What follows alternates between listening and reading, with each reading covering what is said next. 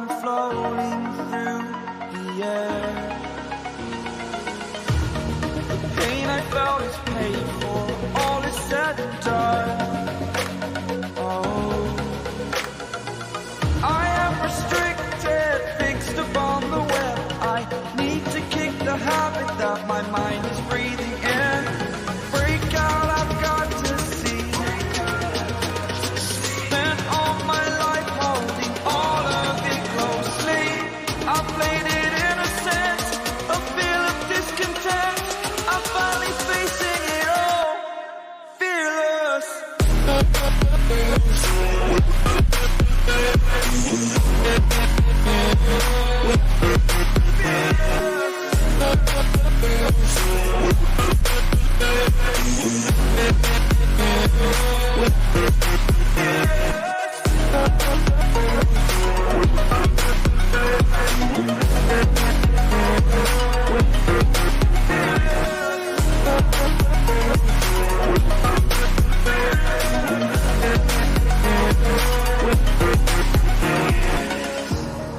Burning the bridge that keeps us. I'm here and I'm feeling exaggerated, that's what you assume. The story's over now, I must conclude. I am conflicted, watching where I step still, hanging in the balance. Not the life I want to live, I want to take it all. Standing tall, fear I've weighed the person you are. Oh, break out, I've got to see. Spent all my life holding all of it closely. I played it innocent, a feel of discontent. I'm finally facing it all. Promotion, baby! Woo!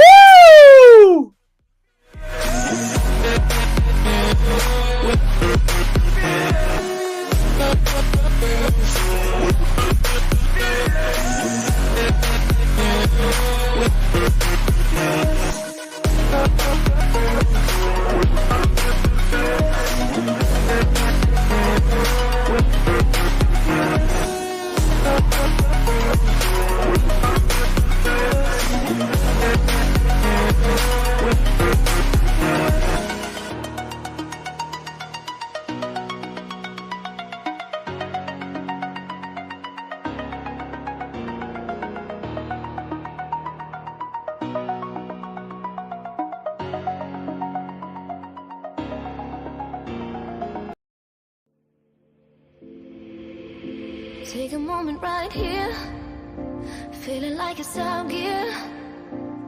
Driving towards the sun with a rose and a gun. Feel the wind in my hair, going nowhere I swear.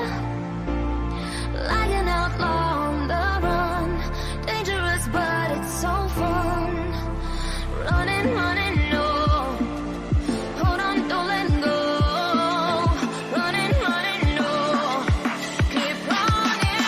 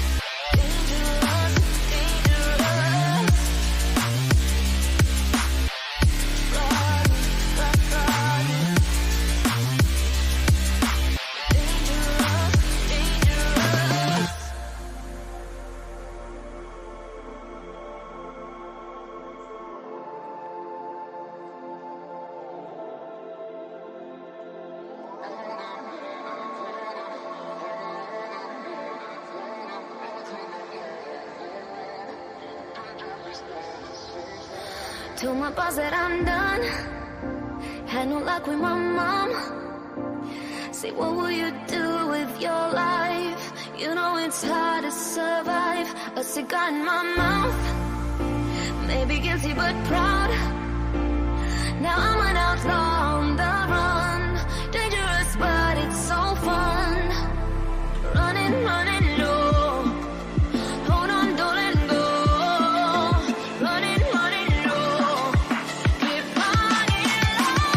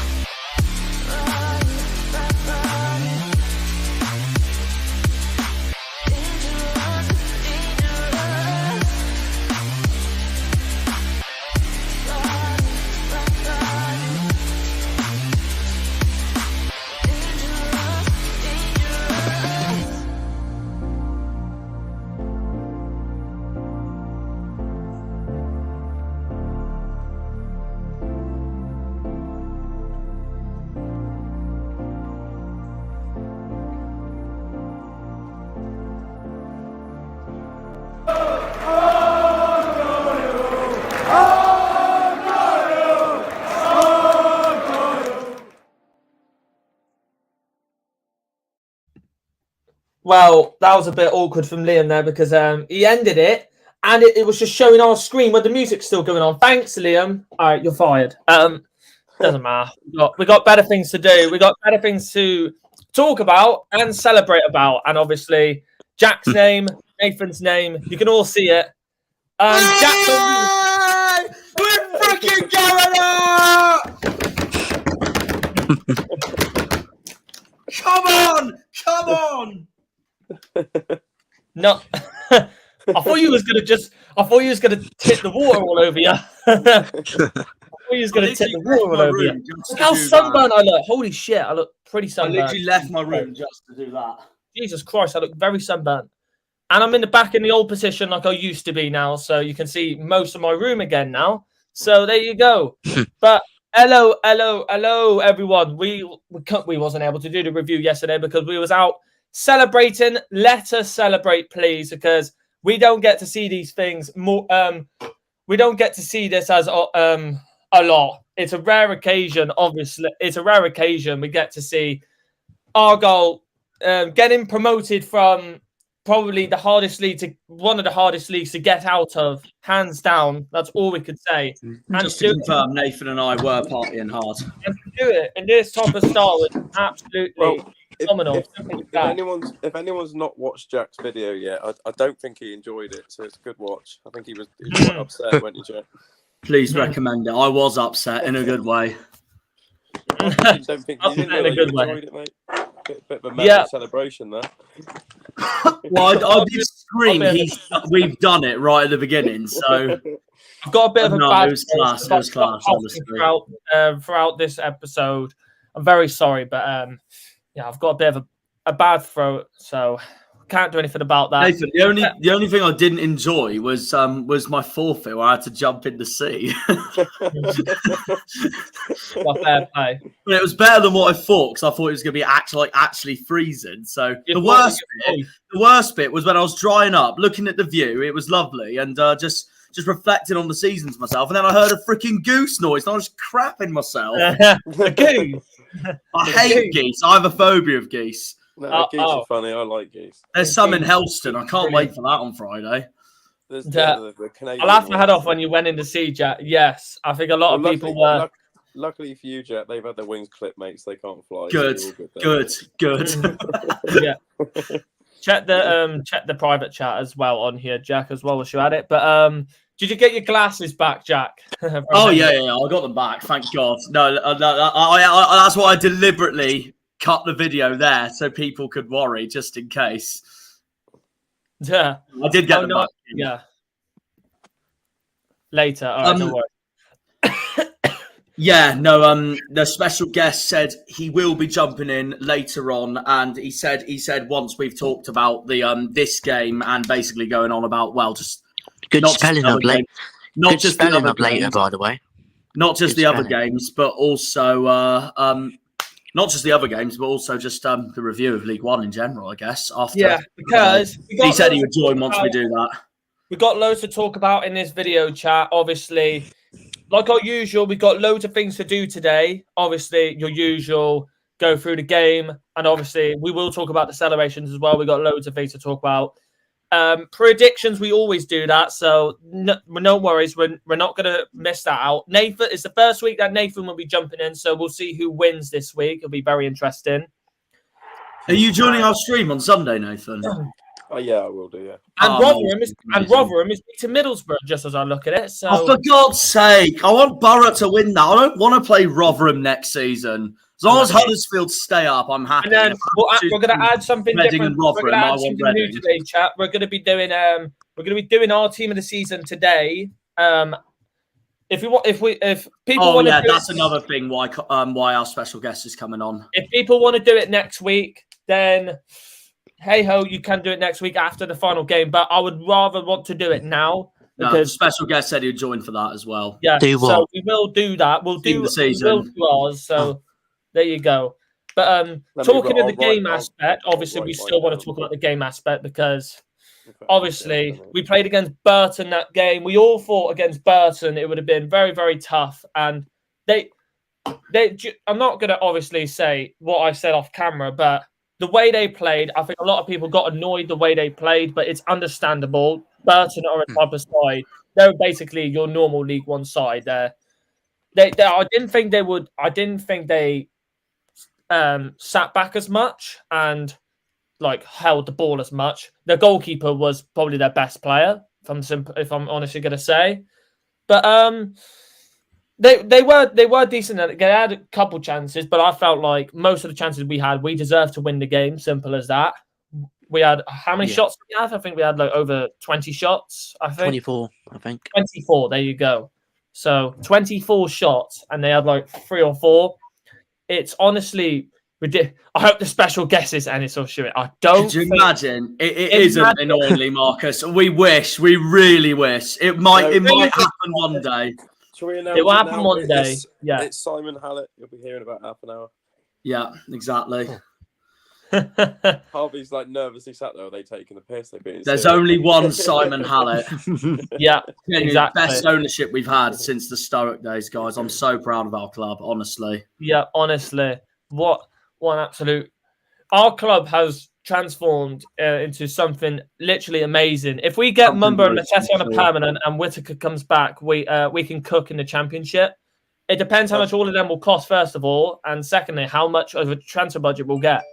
So there's only one downside though. Even though it obviously isn't confirmed yet, there's only a rumor so far. Danny Mayer might be going to Wrexham this summer. Well, he is on his final year, though, ain't he? So I think we were talking about this earlier. But look at private. Yeah. Talking about Craig got him and on his Argyle women's vlog. Oh, Fairs. Fair play. Yeah, Fairs. Excuse me, but where is Craig? We haven't seen him for a while. He's been focusing on his own channel. Yeah, basically. But he's doing well with his own channel. I've got to respect it. He's doing really, really well. So, yeah, no, he's doing well. He's doing well. Finners as permanent as well. I would take Finners as permanently, but if we're going to get one player permanently, it will most likely be Whittaker. I would want him mostly. That's what he's going to cost the most. Him and Mumbo are going to. He will cost the most, but if we get one of them over the line, I'd probably have Mumba back. Probably Mumba on loan, but can't play against the owner of the player. Maybe the same with Whittaker. Don't go into a bidding war with Rangers over Whittaker. They don't want Whittaker anymore because they've already got a player. They signed that guy from Norwich, didn't they? Instead. Yeah, they did. Yeah. Yeah. Yeah, Cantwell. They've already signed Cantwell, so they probably won't go for Whittaker anymore. So it doesn't really matter. But if we get Whittaker permanently, that would be absolutely amazing. And the type of players that we could get in on loan is just a start. We could think about loads of players that we can get on loan and all that. So don't worry, we'll be doing loads of transfer video specials for that throughout the summer, like transfer streams. I think Mumba will cost more than Whittaker. Of course he will, because he's been here for the entire season and he's been absolutely phenomenal. And I feel most likely see him go back to Norwich and play for Norwich. I'm honestly going to say. We Sad don't know to yet. say, what can you say? It's expected. He's been phenomenal. Whittaker will be permanent, to be honest. How much will it cost, though? So we'll let you all think about the prices for Whittaker anyways. I agree with Henry. I think Mumba will cost more than Whittaker. But to be honest, if I'm going to be brutally honest, if Azaz isn't with us next season, if Longwick isn't with us next season, I won't be too fast. The only one I hope we sign permanently from our loans is Mumba and Matete, if possible. That is basically it. And if we can sign Whittaker, that's unreal. I mean, Zamil, does it feel like that will happen as well? Like, he was literally at Argyle against Bristol Rovers last Tuesday. Yeah, he can't. Yeah, he can't play against Norwich. Yeah. See, that's going to be. That's annoying. I'll take that. I would take Mumba on a loan again, but I don't know. I'd rather go for Premier League loans next season, though. That's exactly what I'm thinking. But that is a good point. That is exactly what I'm thinking. Like, I saw. As much as I would love Mumba back, but realistically, if we need to be pushing for players that have. I literally saw a picture earlier. We need to be pushing for championship mentality, and not just that in general. Like getting our dream goal, for crying out loud. When I was a kid, I never thought Brighton or Brentford would ever make the Premier League, and look where they are now. Yeah, exactly. Luton might be next. Millwall might be next. It doesn't mean we can't. Exactly. Who says we can't do it? Exactly. And I still think, and I've said this millions of times in my Burton video itself that came out yesterday, I still believe one day before we're all dead, it will happen. Hopefully. And obviously, as well, the transfer news of one of the players from, I think it was Aberdeen, Angus MacDonald. Obviously, that was 6 days ago when it was all coming out about him potentially moving to Argyle, but I don't know. I wouldn't really take a player like that. Obviously, he used to play for Torquay.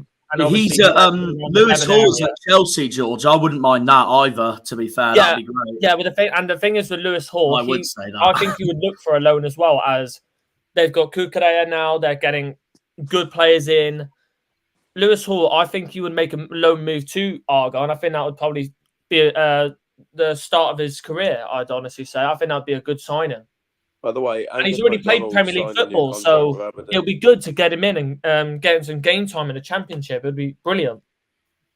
By the way, Angus MacDonald's already signed a new contract with Aberdeen, so that deal. But there you go. So he won't be moving anyways. Longvoy, I agree with, but I think Finney-Zaz is a massive need for us. You could say that, but it depends what other players leave us as well, like Danny Mayer, for example.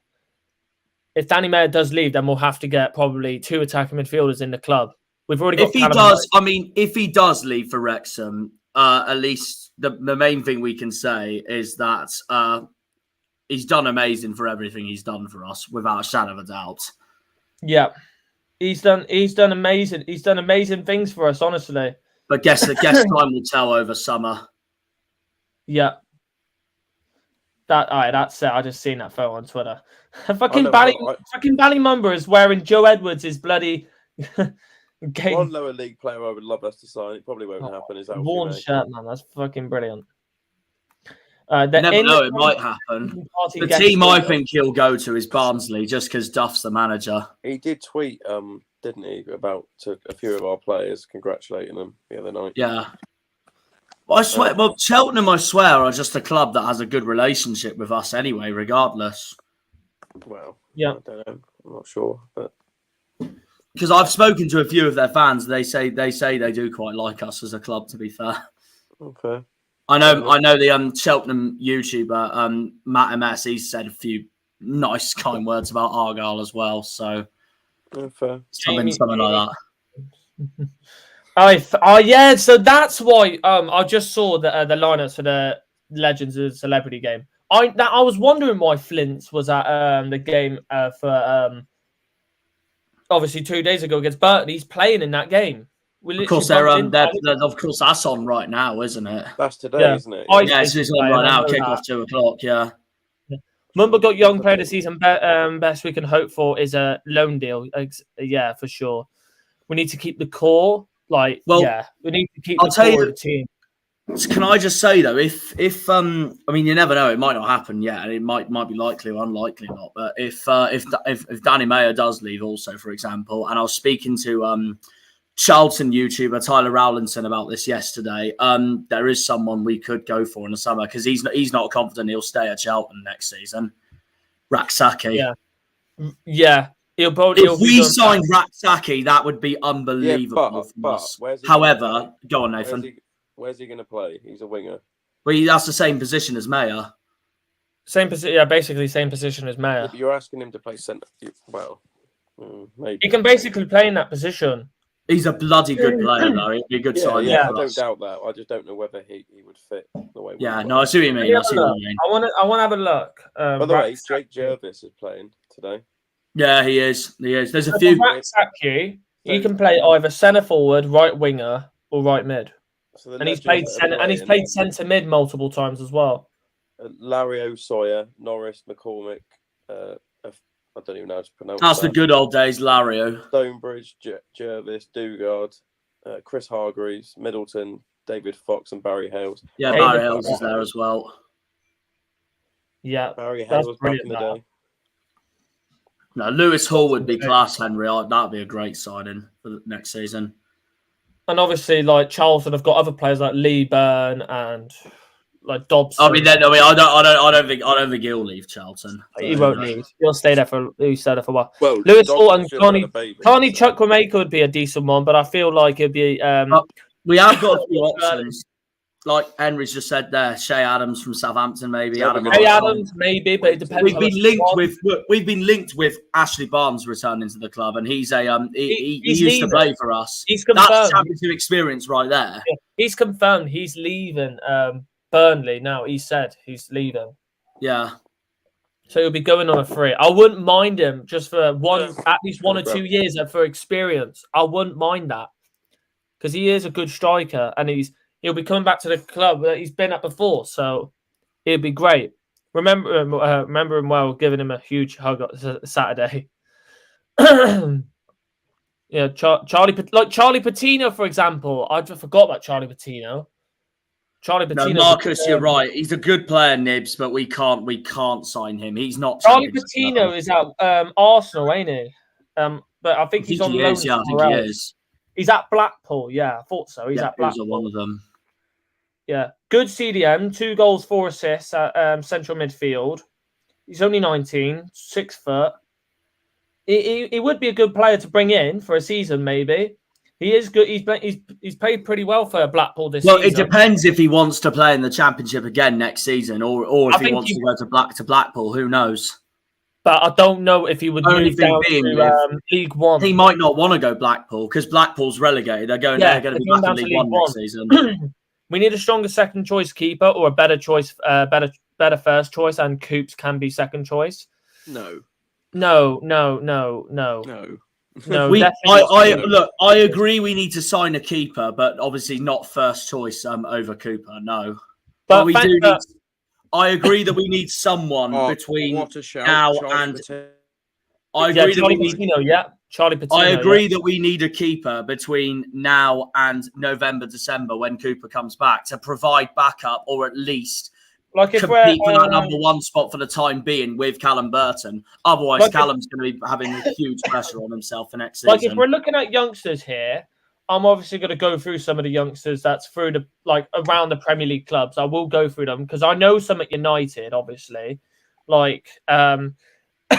obviously Alanga won't. Kobe Mainu, decent young player. But I like Alanga. Imagine Alanga, that'd be funny. That'd be imagine Sancho or Rashford.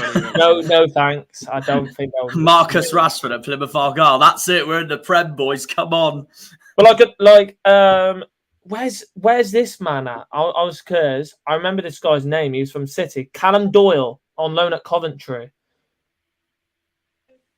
Like Callum Doyle, it depends because he's played 42 times for Coventry this season and he's played really well. So I don't know. We'll see. Ethan Horvath on loan at Luton is a really good keeper. But yeah, and I can back you on this regardless anyway, Harvey, because it's the same. It's the same with a few at Chelsea. Levi Colwell's at Brighton, even though that's in the Premier League. Ian Matson's at Burnley. He's going up there. Dujon Sterling's at Stoke. Yeah, Rahman's at Reading. And so on and so on. Xavier Simons is at Hull. There's a few. Yeah, there's loads of players that you can. I agree with you on that one, Marcus. Yeah, but like, there's loads of names. There's literally loads of names you could look at. Like, if you're looking at Man City, for example. Oh yeah, they're all the same. Like, they've got good young players coming through, and most likely not all of them are gonna go into City's team straight away. It's not just that though. If just don't sign Dele Alli on loan.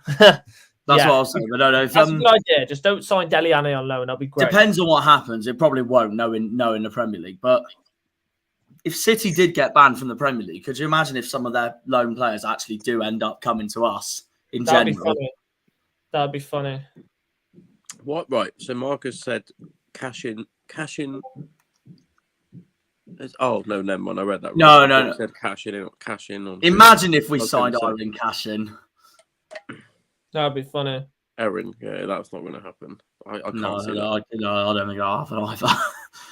Zach Steffen's at Middlesbrough on loan from Man City. Yeah, Zach Steffen, yeah. That's the thing. Like, you look at Derby, one of those. Like, there's loads of players here, like Palmer, Delap, Delap. Like, there's loads of other players around. So I don't think we need any horse. And like Henry said there, Ruben Colwell's at Cardiff. Yep. Depends if he goes back to Cardiff next season. We're facing Cardiff next season. Like, there's players everywhere. Like Rico Lewis, I think he'll probably most likely get more game time at City because he's actually been pretty decent for an 18-year-old that's coming through the ranks at City. And he's getting decent game time there. It's brilliant. Bloody throat, man, is horrible. Liverpool, I don't know at all. Like Bradley from Bolton, I wouldn't mind bringing in. He's very decent player, to be fair. He is decent. Honestly, he's actually decent. It also depends on who comes up via the playoffs, because whichever team comes up from the playoffs, it's probably going to be unlikely we sign players from the team that comes up. But the team that stays down, so let's say, for example, Wednesday go up, but Derby, Bolton, Barnsley all stay down.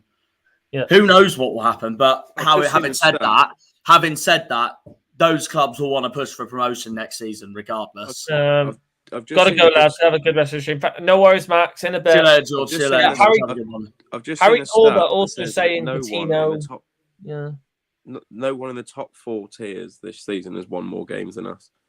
Oh no, it's incredible. And I need to share something as well to you all. Something amazing. How much better is it seeing that next season? Just look at that.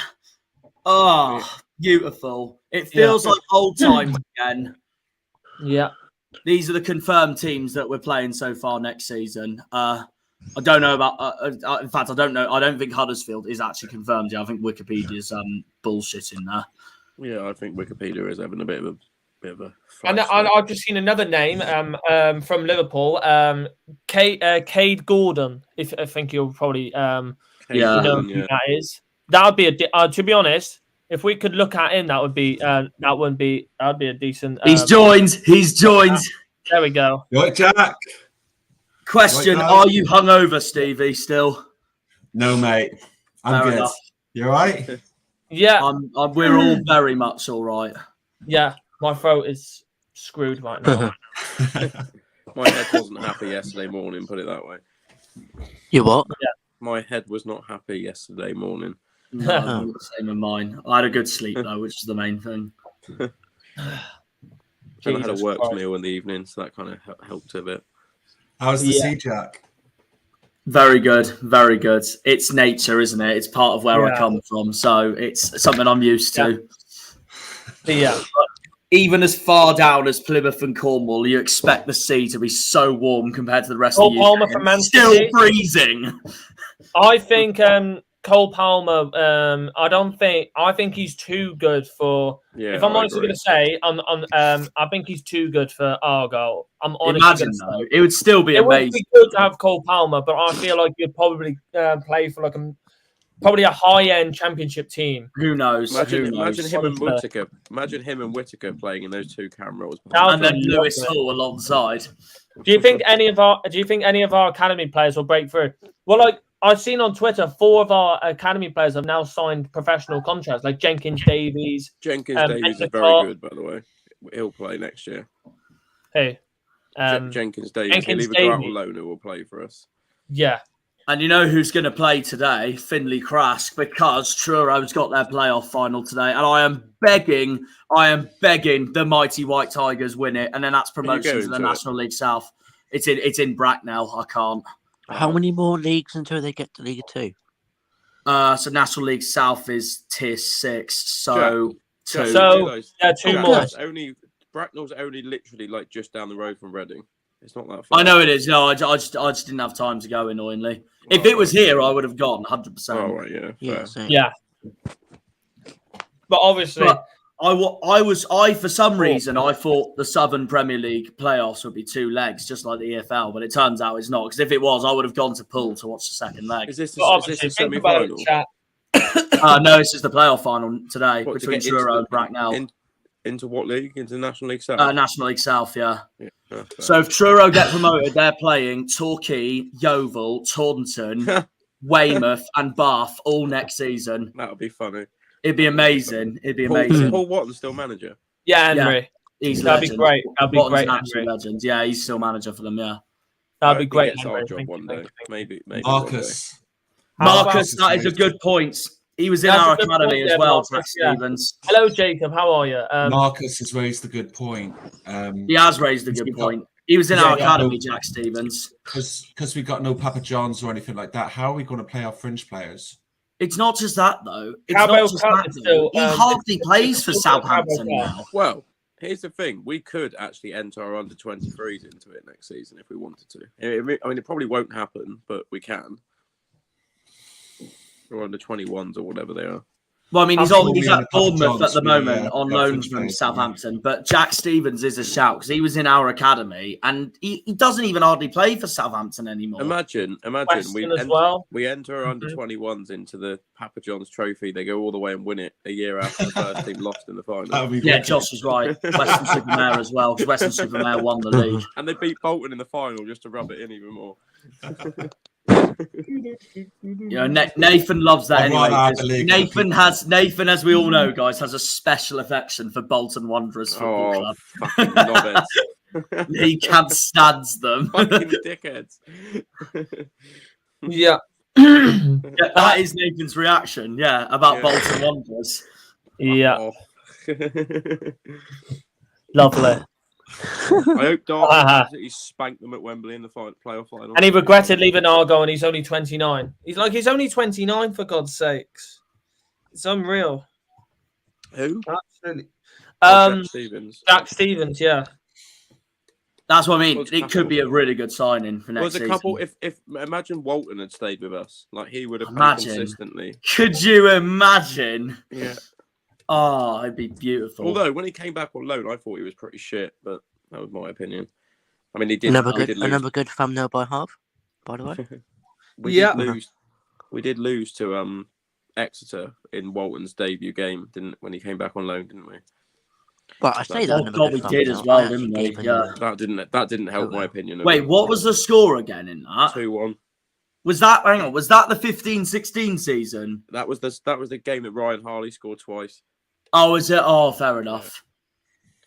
Yeah, I remember. I was going to say, because I know we lost to them 2-1 in the 15-16 season. Walton came out for a cross, caught it, and then like one of the extra players like nudged him, and he went over and face planted the floor. No, right. I'll always I can't see remember that. Balassi coming back. Balassi, Imagine though, it'd be brilliant though. he was rapid. Wouldn't he Get do that, Yannick though? Balassi back. I swear Yannick Balassi is in Turkey right now. Honestly, Yeah, he is. He is. Is he in I would have loved Spain to have Yannick Balassi back, but He's I was gonna 33 say years something. old though, so it Yeah, depends he's on if we 33 want years that old as now. well. yeah. Well, at least he managed to stay away from that earthquake. Jesus, if he's in Turkey. 100%. To be honest, he's scored fifth. I think he's was it last year or this season? Let me have a look. 2022 to 2023, he scored 15 goals. That's actually mental. Yeah, he scored 15 goals this season. Bloody hell, mad. Papa John's under 21s at 8-day Premier League clubs. Yeah, most of them are Premier League clubs, but hey, what can you do about that? I think when you join in the show, I don't know. No, lads, honestly, after Saturday, I am so excited for next season. No, I definitely think the keeper of the season was Cooper. I'm looking forward to the away days Because we with played, you two. we played. Yeah, I'm looking forward to the away days. To be honest, personally, I thought the keeper of the season was trash. I Who do you wonder when want the Bolton isn't as good as Coops, no. I wonder when the promotion parade will be. Oh, good yeah. point. Probably end of the season. It'll be after this week, I would have thought. Because I'll definitely go to that for sure. Oh, yeah. Special- Will we have Maybe a it push was 5 parade, minutes. or is that just for winning the Are you league? doing a video out of it, Jack? No, because I will be. If that happens, I 100% will be. Yeah, and Try and get Adam's me on with it if you can. Marcus. Yeah, no worries. It was we didn't win the league. Henry, last time. Henry. If we sign James Ward-Prowse, we are going up again next season. 100%. His free kicks will carry us up. Exactly. We will be in the Premier League where we belong in no time. Where we belong. It is. Yeah, Harvey? it is. It is where we I belong. think you're right, If I Jack. could I pick think an we away will day- get to the Premier League within the next 5 or 6 Wait, what did you years. say, Liam? Exactly. What away day would you pick first? What way day would I pick first? Huddersfield's a good one. I know Yeah. what mine is. I know what mine is. I'm gonna Mine's a go to Norwich. choice. Mine's a choice between Norwich, Watford, and QPR. No, Norwich or Preston for me. If they go down, Norwich. Leeds most likely. Oh, and We've all- Southampton if they go guys, down. we've all got a planet. We all need to go up to Preston. Oh yeah, 100%. Yeah, I Speaking of think that's a good which- idea. Preston. Speaking of which, and Harvey knows this already, one of my friends has offered me a lift for Preston next season. So if you want to join the car bandwagon, let me know. Do you know what? I forgot about that name, Marcus. Ruben Lemiras. I completely Too forgot old. about him. He's too old. You can't. The problem. He's is a great now- player. I don't know if Yeah. he'd cut it in the championship. Ruben The Lemiras problem is is only now 28. we're at a higher level than what we've been since any of the players that were here last time have retired. Now, I'd imagine. And I He's know, still- I He's know still he's in the 28. Portuguese. I know he's in the I thought he Portuguese was over Premier League, but 30 years old. Portuguese He's football is 28 a years lot old. different to English. That's still pretty young, to be honest. I know I he's in think the the Premier only League one here with that doesn't Portuguese want to see football, any but former that's a lot players. different. As long as we sign someone to score corners for us, that's a start. I've never missed a free kick Look with at Ward-Prowse private. on keeper. Yeah, imagine if we signed James Ward-Prowse. Be very surprised. I can't By see the way, Argyle signing former definitely, players. By the way, there's a few things that were written in the stars this season, right? Last time What? we got promoted, we did the double over Exeter. Nice. We did, yeah. They are safe, Henry. They are safe. Last time we went up, we had the most clean Mourinho sheets in the Keith. country. This year, we've got the most wins in the country, so we always win something. Yeah, There we go And- then. Yeah, and we've got the best home record in the country. even better. Well, that's standard anyway. We all know that. I mean, Aha. let's be honest. If we can keep this home form going into the championship, we'll be fine. The away I games genuinely don't- think we will. I'm confident we will. Yeah, I I think we think will. we'll be as well. 17th. I think 17th is a good I said start. 15th to Finishing 17th. 17th. No, that's what I said, Nathan. I said 15th as well. At the moment, that's where I think we'll finish next season, and that'd be a I said brilliant 15th to season back. 17th. I'd be happy with. To be honest, I'd take one place above the relegation zone now. To be if we could at least stay there for 1 year. All we need to do next season is at least stay up, and then from in 24-25, we just build from there. Hopefully, go on a playoff push like we did in the Sturrock and Holloway days.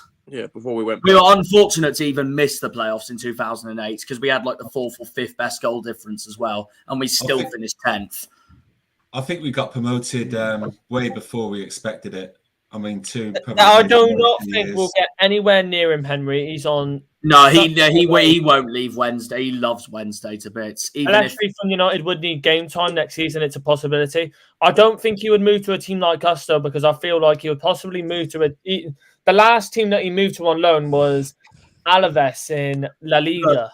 So even if Arsenal wanted to sign Barry Bannon, he would not leave Sheffield Wednesday.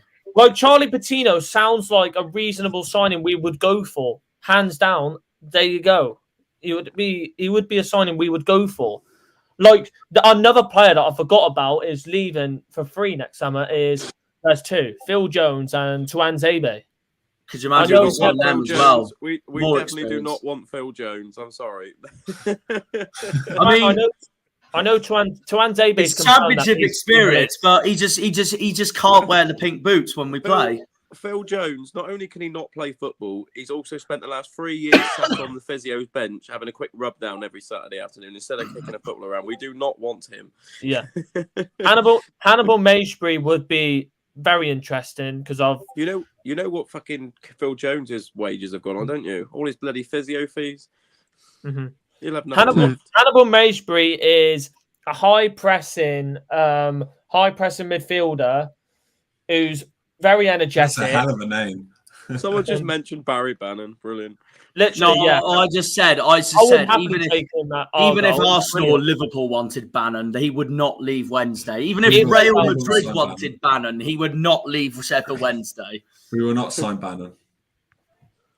I don't want Bannon, to be honest. Neither do I. Neither do I. But there's like I said, chat. There's loads of people that we can talk about and how we could get. We'll have to wait until the summer transfer window fully opens, and then we could just start going on the streams about summer transfer news and whatever. We'll be doing loads of that. Don't worry. But the main thing I want to go through today, we're going to talk about it quite a lot, is obviously Argyle's game against Burton, and obviously we'll be talking about our team of the season and then predictions as well. This will be our second to last one, so the next Burton one did the league proud on Saturday. Burton really. I think it's our third to last one. They weren't very good, were they? They pushed us all the way, though, didn't they? They gave it a hard time for us, but they weren't special. No, they did, but they weren't special. They weren't special. The way they played. I like how Jack says they weren't so special. You can clearly see they came down for it, can't you? Well, it was nice of Exeter not to ruin the Paul Mariner day on Saturday. Exactly. Yeah, good. Good. We weren't happy with Exeter, were we, Jack? No. It just shows that they just don't care at all, and they are just a disgrace to the far southwest of Devon and Cornwall. It's a very inward club, isn't it, Exeter? Very inward. Let's be honest, Shuey will probably bring in people no one's ever heard of. I never heard of Ben Wayne when we got him. He's got a point. Yeah, we have got a point. Yeah, you have got a point there, Henry. Yeah, and let's be honest. Exeter get battered everywhere they go. The Torquay go down, and the Argyle go up. So what does that tell you? Yeah, it tells you that there's only one team in Devon. Exactly. Yeah. But obviously, even on Radio Devon, they said, "Oh, thank God we've got a Championship football club in Devon now. It's absolutely fantastic." I bet the Exeter fans hated that.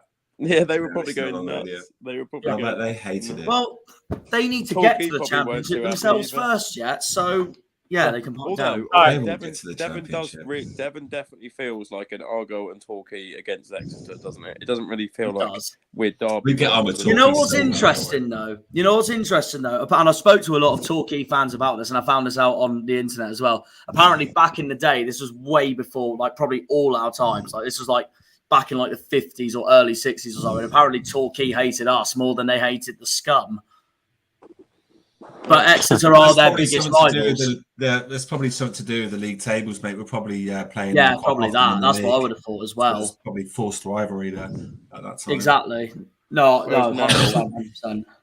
Go on, Harvey. Sorry, obviously, I'm obviously going to add this as well. We're going to do our transfer. I'll do this as well. Transfers of the season as well. I'll do that as well. So we'll add that in as well. So we'll do it after the ratings, so we can at least get that in whilst we're, because we've got team of the season to do later on, doing that, and then we could rate our transfers and obviously our ratings here. So, and obviously, like we always do, chat, rate them out from 1 to 10, 10 being the highest and 1 being the lowest, and 5 for average, whatever. You can rate them however from this game, simple as that.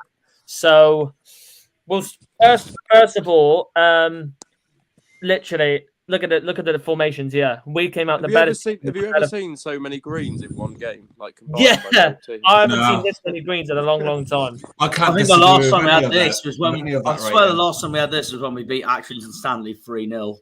Who the fuck are they down in 21st? Not just our team, theirs as well. Like as a game combined, that's quite very high ratings. Yeah.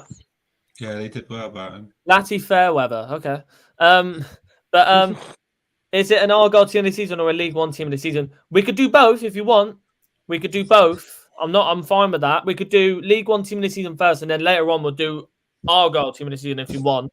It's up to you guys. We can all do that. Do the Argyle team of the season first, because then once we get onto the League One section, I can bring the surprise special guest on. All right, that's fine. He said he's going to be here within 5 and 10 minutes, but that was 10 minutes ago. Oh, fair enough. Excuse me. But first player we'll start off with is Callum Burton from this game. Very good. Didn't have much to do, but he did it well, didn't he? So. Yeah.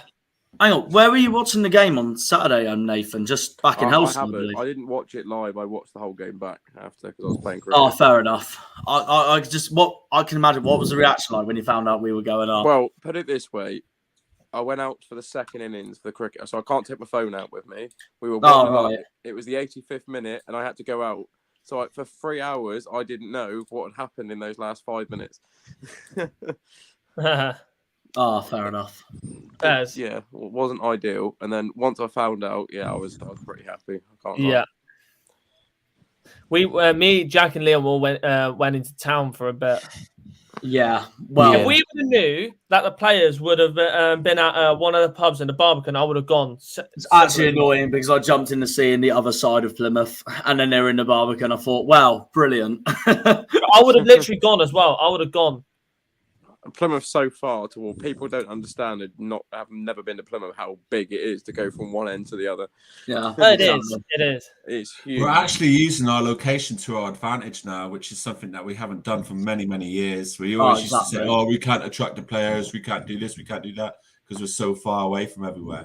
But now we're actually starting to use that to our advantage by uniting. I mean, what I don't get though is people say that though, but what's the difference? Newcastle's so far away. Norwich and Ipswich are still far away. Yeah, but they have clubs around them. I think that's the point. Yeah, Midlands and stuff like True. that. They haven't got to get to Bristol and stay on the coach for another 2 hours, have they? The clubs around us are fucking dog shit. So bye-bye. The closest we'll have now is the men from Ashton Gate. Did you see the players all tagging Houghton on Instagram trying to get? Yeah, I've seen that. Yeah, I've seen that. That was good. That was funny as hell. That. But, like, nah. Oh, wait there. Oh yeah, there we go. We've got another one. Hello. Hello. Hello. Connor's having a good hair so I can actually see people. Good. You're having a good hair day, Connor. I know, right? Yeah. Well, I just had a shower, so. Oh, fair enough. Nice. Quite warm, isn't it? It is warm. Nathan's made a big compliment about Derby as well just now, Connor. Yeah, what's he said? Do you want to say it, Nathan, about Derby and Bolton? Oh, I said it'll be a pretty sight when Derby absolutely batter Bolton at Wembley in the playoffs. Oh, well, I hope so. Yeah, lovely. I know, Nathan. I know you're not the fondest of Bolton. I will be a Derby fan that day. Jesus Christ. Bloody throat, man, honestly. Thank you all for the likes anyways. We're on 5 likes right now on the stream. We did kind and obviously in the previous video, did The mention Bristol one Rovers video. fan interview, nearly 1,000 views, and the Burton post-match interview with Jack and Liam, that's around 650 views or something like that. So, Oh, guys, thank by you. the way, this is perfect because under my name it says "Don't you know, pump it up," and then beneath me in this video is Nathan, and it just says the greens are going up. That's Have you only actually just that's noticed perfect. Yeah. That's actually perfect. Oh, wait. Yeah, To it's point out perfect. well, I think a lot of people will hope that if you don't like Bolton, that there won't be a Bolton Imber final. Barnsley. No, I'd rather them get to the final. I think everybody's underestimating Barnsley in the playoffs as well.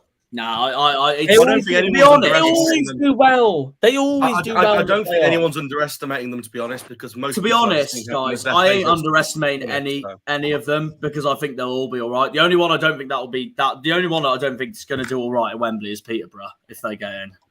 Well, they'll score goals. That's the thing. Like they can't keep them out the other end. But the other four, Derby, Bolton, Wednesday, Barnsley, I can honestly see any of them do it. Yeah. One of them. Well, I do mean, it.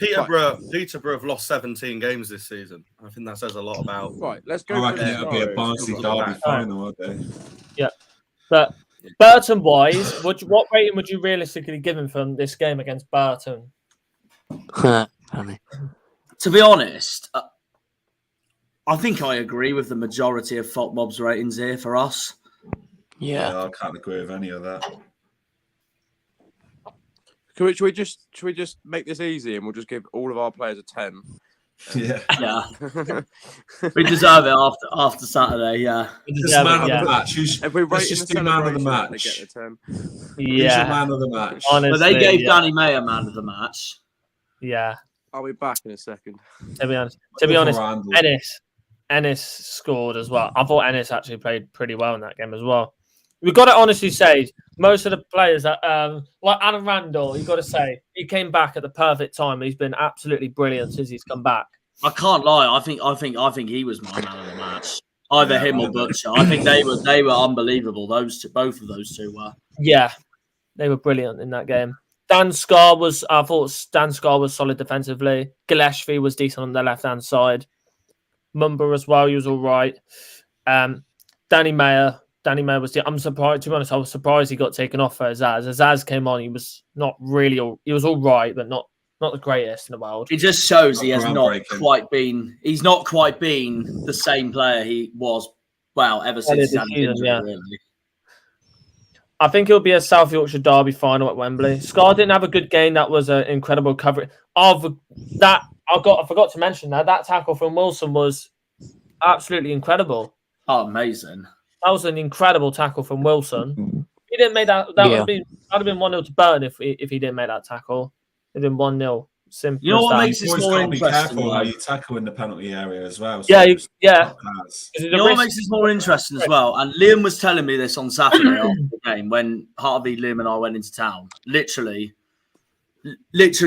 even Argyle put a tweet up about Burton's last minute possible equaliser that thankfully didn't happen, and Argyle even tweeted it saying "phew." Yeah. Yeah. I love the header on. Because we would have looked like on white Twitter. idiots standing there. Yep, definitely. Scar, And, yeah, also, it would have gone down to bloody Port Vale, and then it would have been more pressure on the players, Standing by Shuey, the- everyone. yeah. Standing by the Come on. boards and just waiting to run on the pitch. How do you reckon we're doing the championship, mate? You might know these a bit better than us. My honest assessment of it, I think that all three teams that eventually go up will stay in the league. I think the championship's in the worst place it's been in a very, very long time, financially and in terms of quality. But I'll be honest, Yeah. I do think you'll be in a relegation battle. I'd go something like 19th, 20th. We'll take it. That's staying Yeah, up we'll though. take Either it. way. Yeah, that's fair enough, yeah. We'll take it. We'll take it. I just think yeah. I just think it's harder in the championship to do well on a smaller budget as a smaller. But like Ipswich, I think will do very, very well because I think they've got a lot of players with championship experience. They've got a lot of money to splash about. They've been in the championship many times before. It was still 4 years ago, but still. Do you think the championship is like two leagues in one? Top 10? No. And the bottom half? I think the championship is a league where everyone at the moment is pretty poor, bar a few teams. I mean, this season's proved that as well. Apart from Burnley, this season's literally proved that because like that playoff race has been going on from like 3rd or 4th all the way down to 12th. With League One, you can more or less call the top 8 or 10 after about 5 games of the season. In the Championship, you can't forget in November, QPR and Reading were the top 2, and the bottom 2 in the league were in the bottom 3 were Middlesbrough and West Brom, and that's not a reflection. It's quite relentless. Then it's relentless, and that's. The Championship can do that because it is very likely, well, not very likely, but it's very possible, that you could only require 70 points to get into the playoffs this season in the Championship. Yeah, and that is 100%. a very low standard. Yeah, it's crazy. Wow. Well, I've got a question for all of you now. Where do you think Ipswich will finish next season as it stands? I think I went 10th, I think. Yeah, mid-table. Similar to me, Connor. I've got Ipswich 9th at the moment. Something like Sunderland have done, I think. It depends who they keep, though, doesn't it? It depends who they keep. It depends if they can get George Hurst back as well, because he's been massive. Yeah, I think the thing is, if Ipswich, I might be wrong, but I believe Ipswich own most of their players. I've got a couple of players. Hurst is on loan. Probably finished top now. That Harry Clark's on loan, isn't he? I don't think so. I might be wrong. I don't think so. I'm trying to think who else is on loan. I don't think they've got too many loan players. That's what I'm saying. I think they're relatively well set, to be honest. But no, genuinely, obviously, we'll see what happens. Unpopular, popular and unpopular opinion, really. And Ipswich fans, though, will love me for this. But personally, I genuinely think Ipswich will do better than Norwich next season.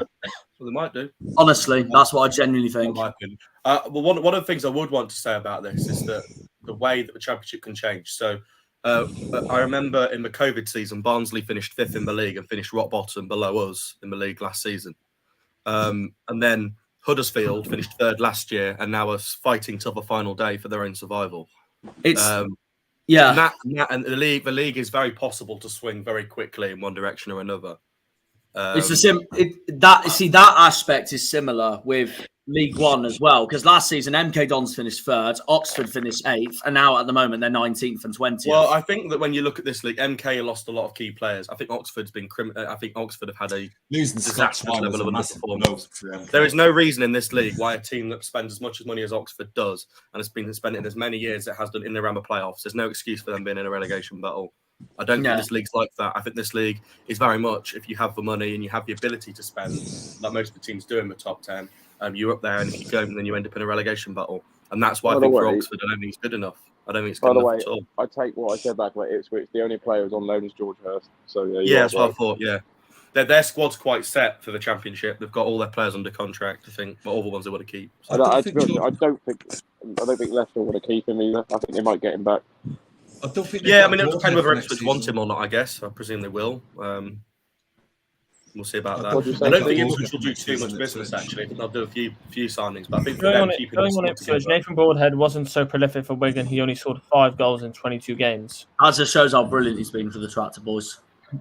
Jake Jones. But this is another point, though, right? There are a lot of players that are good in the league. Any Wigan fan, they'll tell you they absolutely loved him.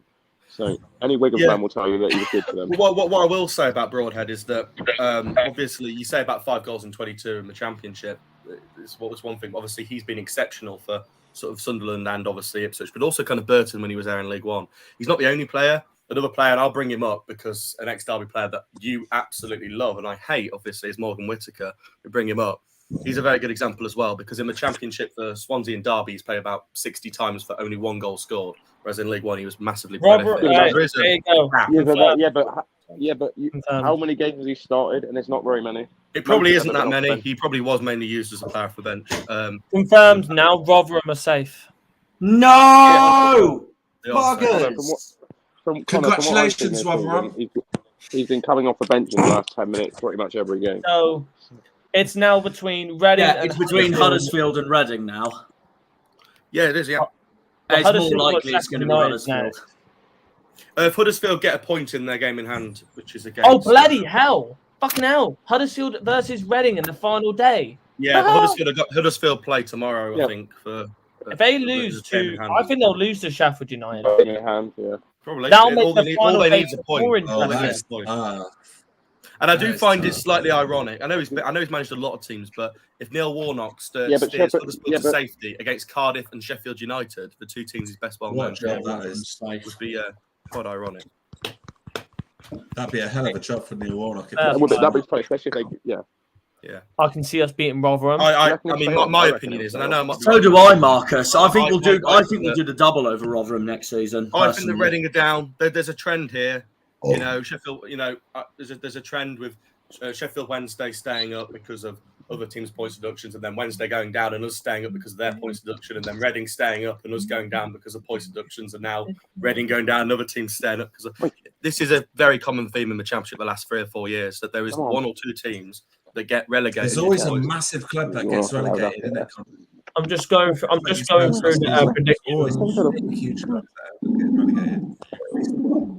We keep having this problem in the Championship. There's one or two teams a season that have a points deduction at the bottom end of the league, and that's why most teams have the capacity and ability to stay up. Because the standard at the bottom of the league. He's doing that. Oh, sorry. Stop doing that noise. It's really That's my weird. dog having a bit of a mare. Oh, is it? Oh. I was wondering why. I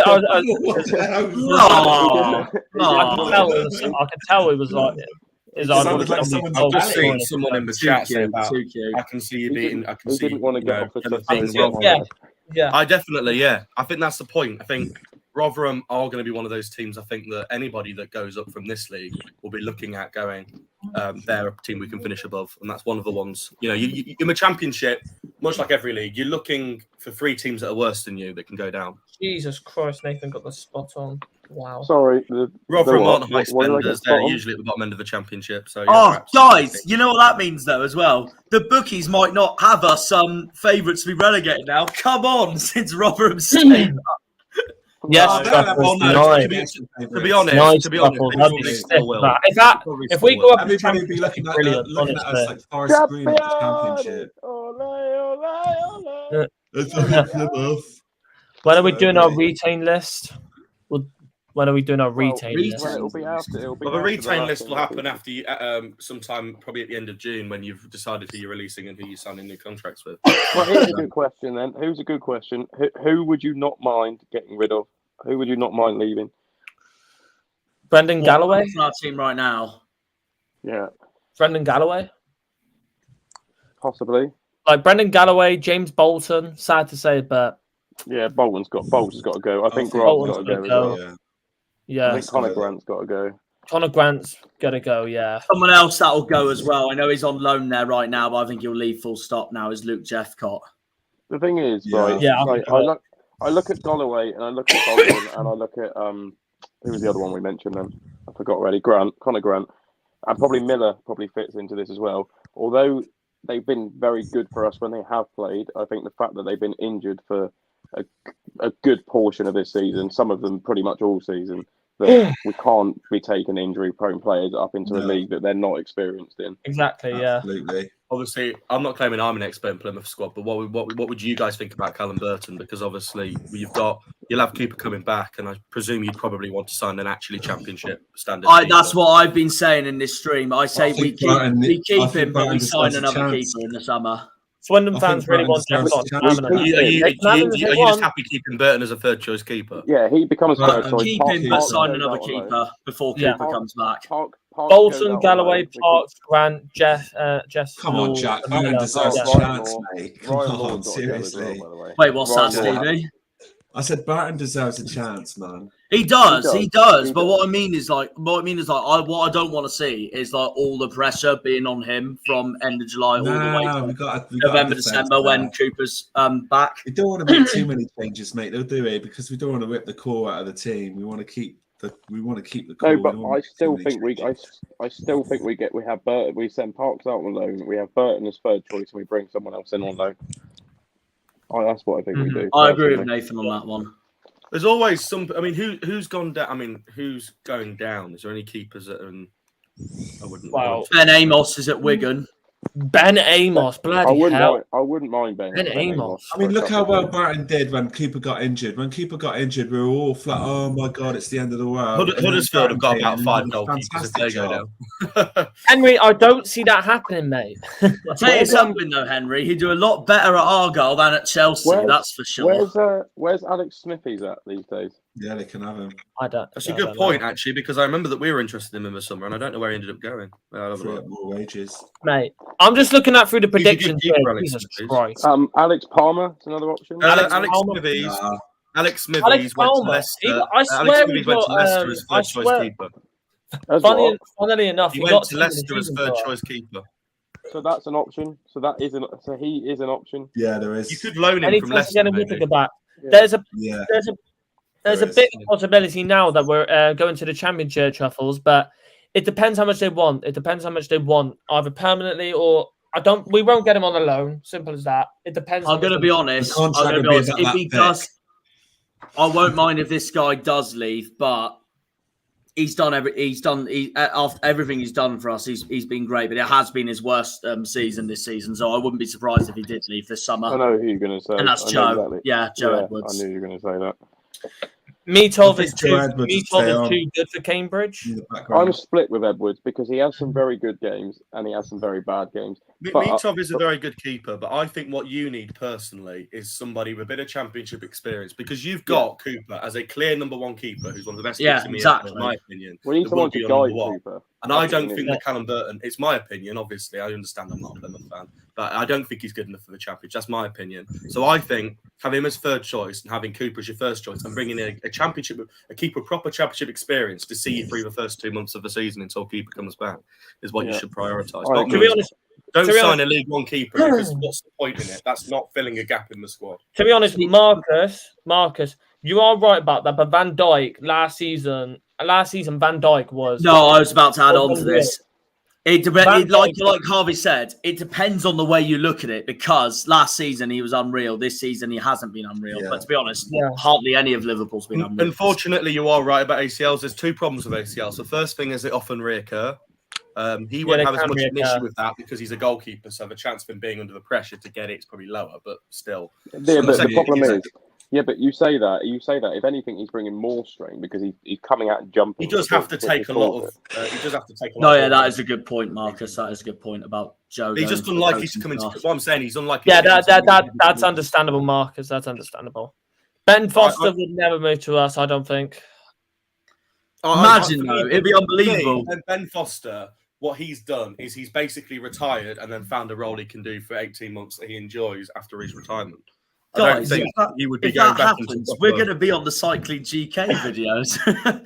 That'd be funny. That'd be funny. He would fit the bill of what I'm talking about, though. You know, you want. Yeah. I agree with Nathan. I think if you could loan someone like Alex Smithies from Leicester, someone with an experienced old goalkeeper with, you know, a bit of.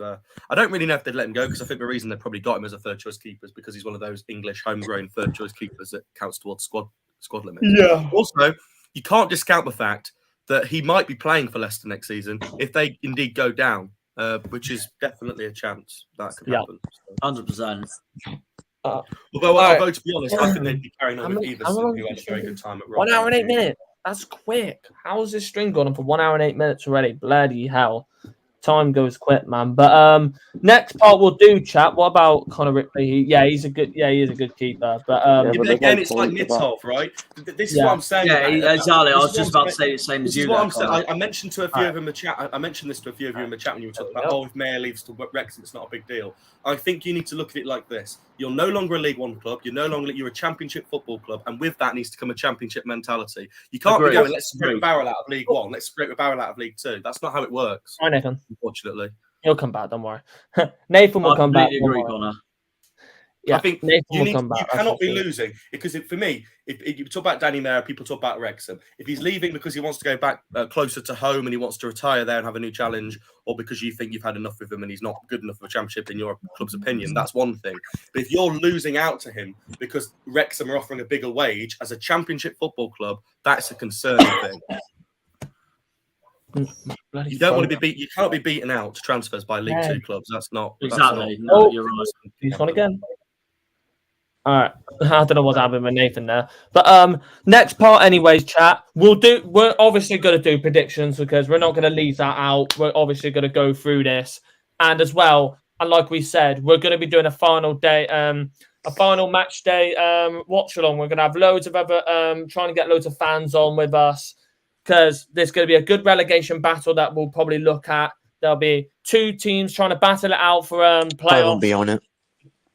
Oh, I know you won't, Liam, because you're at Port Vale. So there you go. Yeah, but, I certainly won't be there because I'm at Hillsborough. I'm watching that.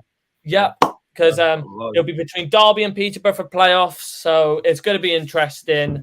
Derby again. Keeping on all angles. It's going to be like Sky Sports, Jeff Sterling all over again. Well, as it stands, we've got 2 special people joining us on Sunday, and then there's me and Harvey. Yeah, are you trying to say that you and Harvey aren't special people? No, he's trying to call me. We got our own league. We got our own league of speciality.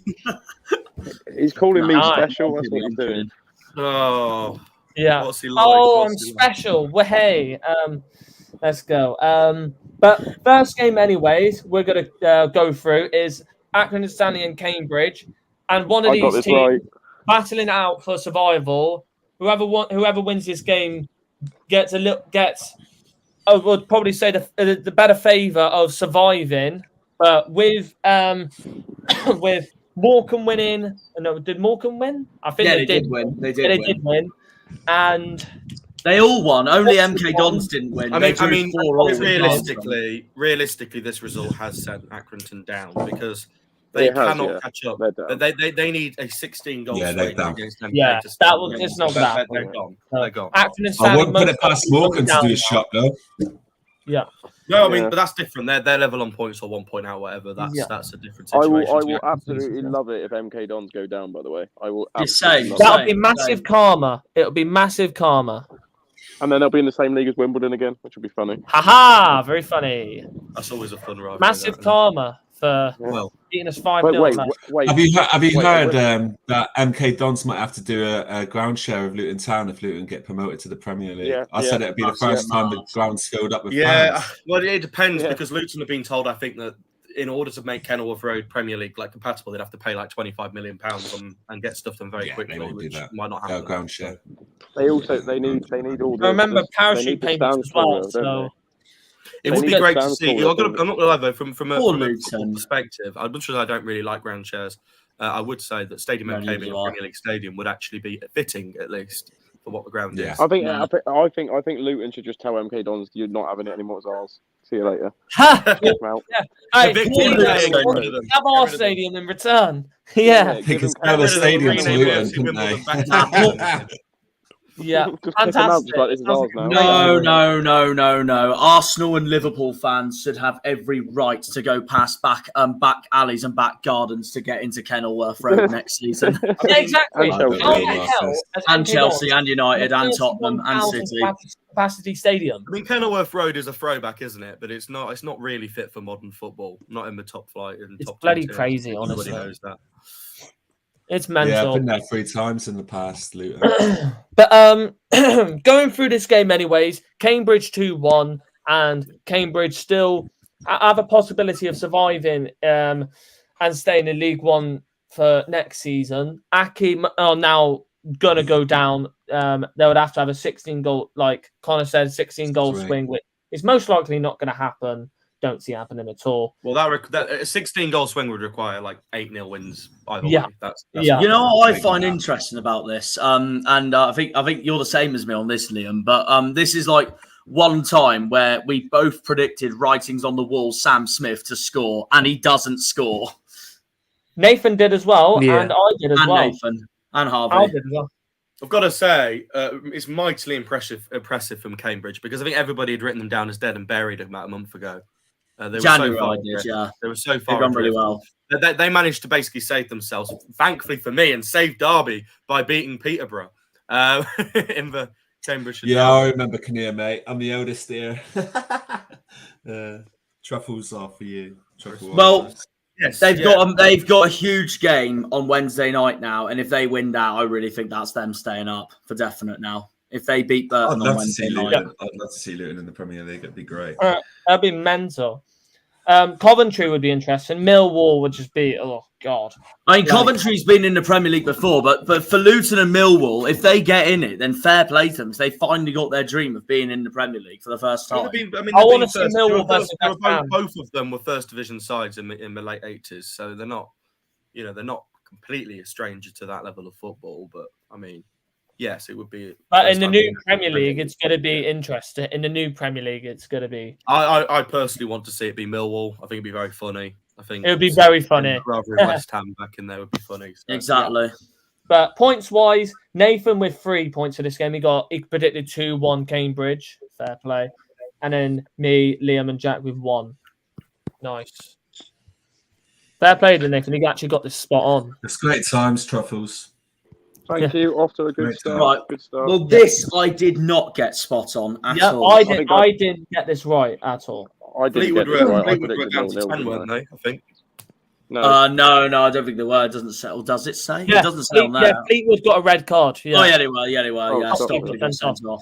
I swear he pulled someone's he pulled someone's hair. Yeah. Got sent off for it. Yeah. Was it Dempsey by any chance? Because that's quite funny. I don't know. If it was deserved. Johnny Bradley got Luton in his first season after leaving Argyle. Let's be honest. If it was Dempsey, then this red card needs rescinding. Yeah. You should be in jail. Yeah. There you go. Can you just, Connor, if you play Bolton in the final at Wembley, can you just tell Aaron Cashin just to go through it? Yeah, if we're like 2 goals up, just like smash. Yeah, just tell him to just go straight through him. To be fair, he'll do that anyway. He's a lunatic. I'd like to do that away day, Henry, as well. Cashin was mentioned. It would be very interesting, to be fair. It's actually interesting because throughout the season, I said to myself, I'm not going to be that fussed if we go to Luton next season. However, now looking at it and looking at Fusion Josh's video on Luton as an away day, it actually looks much more interesting than what I thought. So it actually does. It actually does as well. Connor, should we sign Cashin? How much would you be happy with us paying? I think it'd be very difficult because I think that our club's stance on selling our players is that we can't reinvest for money, so we're not going to. But obviously, we don't take a lot of money for us to actually do that. Probably, I'd say at least £2.5 million, something like that. Fucking hell! I don't see us selling up. That's a valuation, really. The club valued him at £3 million in This is a good question for Marcus. Who do you think is better, Sonny Bradley or Dan Scott? Well, it depends on how far Dan Scott. Well, Sonny Bradley, because Sonny Bradley is a starting legend in the Championship side. The Championship playoff. Oh, sorry, I got you. Oh, you scared? I heard that. What are you doing, Nathan? He's scaring his neighbour again. Why the fuck did you do that? Sorry, I should have muted myself before I did that. My bad. Lovely. I forgot to mute. Well, that's for you, Connor. Oh, for God's sakes. Why has that happened then? But predictions-wise, the only person that got a point for this game was Liam. Yeah, no, he was. Shock. Predicted 2-1 Bolton. I quite like Kenilworth Road, Henry. I quite like it. I'd like to go to Kenilworth. Traditional. It'd be interesting ground to go to. It is a throw. If they don't go up, Luton will still get their M1 derby with Watford anyway. What a game, by the way! What a game this is. Yeah, 2 points for me. 3-2 Charlton. I think that's surely got secured them around mid-table, isn't it? Yeah, that's mid-table for them. Charlton have done really quite well in the second half of the season. They have, yeah. Dean Holden's actually quite an underrated manager. James Plant. Well, I think that you say that off the basis of literally 6 months of football. I think he needs to actually improve. Nathan with a point. Who else? Is Port Vale safe now? Yeah, Port Vale's safe. Yeah, they're safe.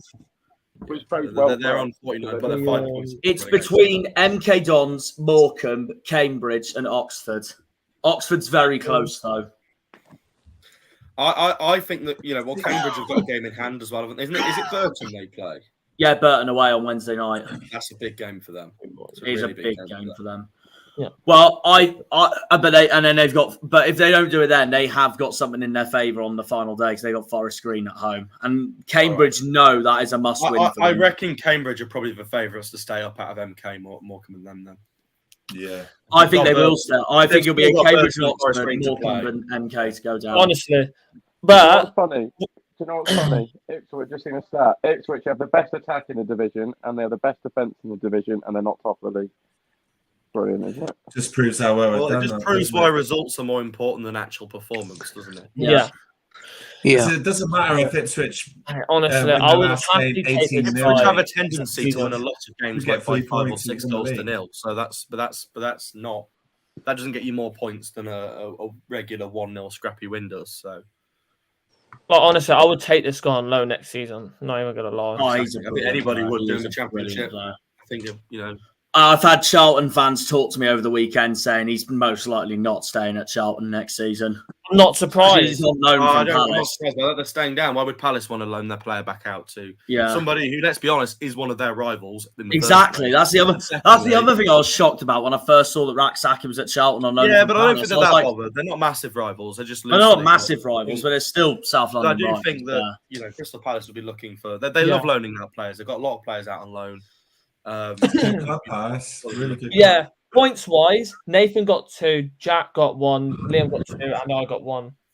Liam and Nathan predicted Rak-Saki, so that got them an extra point. So fair play.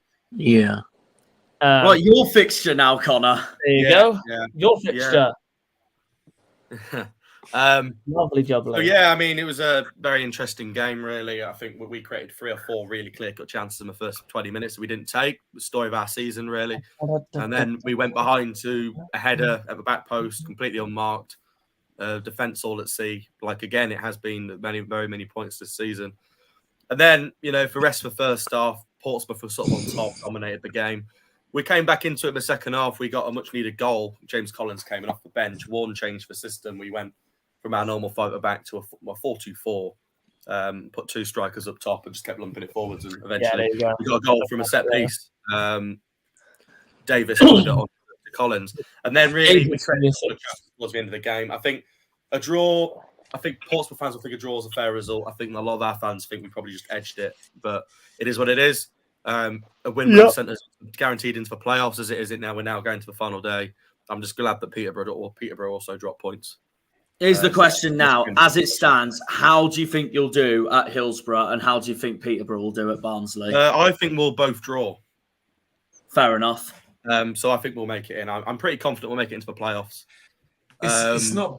I think we're in a very good position. I know that we can lose and, providing that Peterborough don't win, So I think also if we do get a point, we get our own point at Hillsborough, then Peterborough need to win by 3 goals to make the top 6. So... Which I would that's not going to happen. They're not going to win by 3 goals. Also, if you look recently in their games, they lost to Cambridge. They lost badly away at home to Ipswich, and then they drew at home to Bristol Rovers. They're in no shape at the moment. They're in terrible form. I don't see them. And everybody's going, Barnes is going to rotate all their sides. I don't think they will. Not on the final day at home. They don't want to lose that on the final day. I think they rotated a lot at MK. That was their time to do it. Away from home at a relegation candidate. But now they're at home on the final day. They'll be wanting to go into the playoffs on decent form. What a boost it would be for Derby if you beat Sheffield Wednesday, though.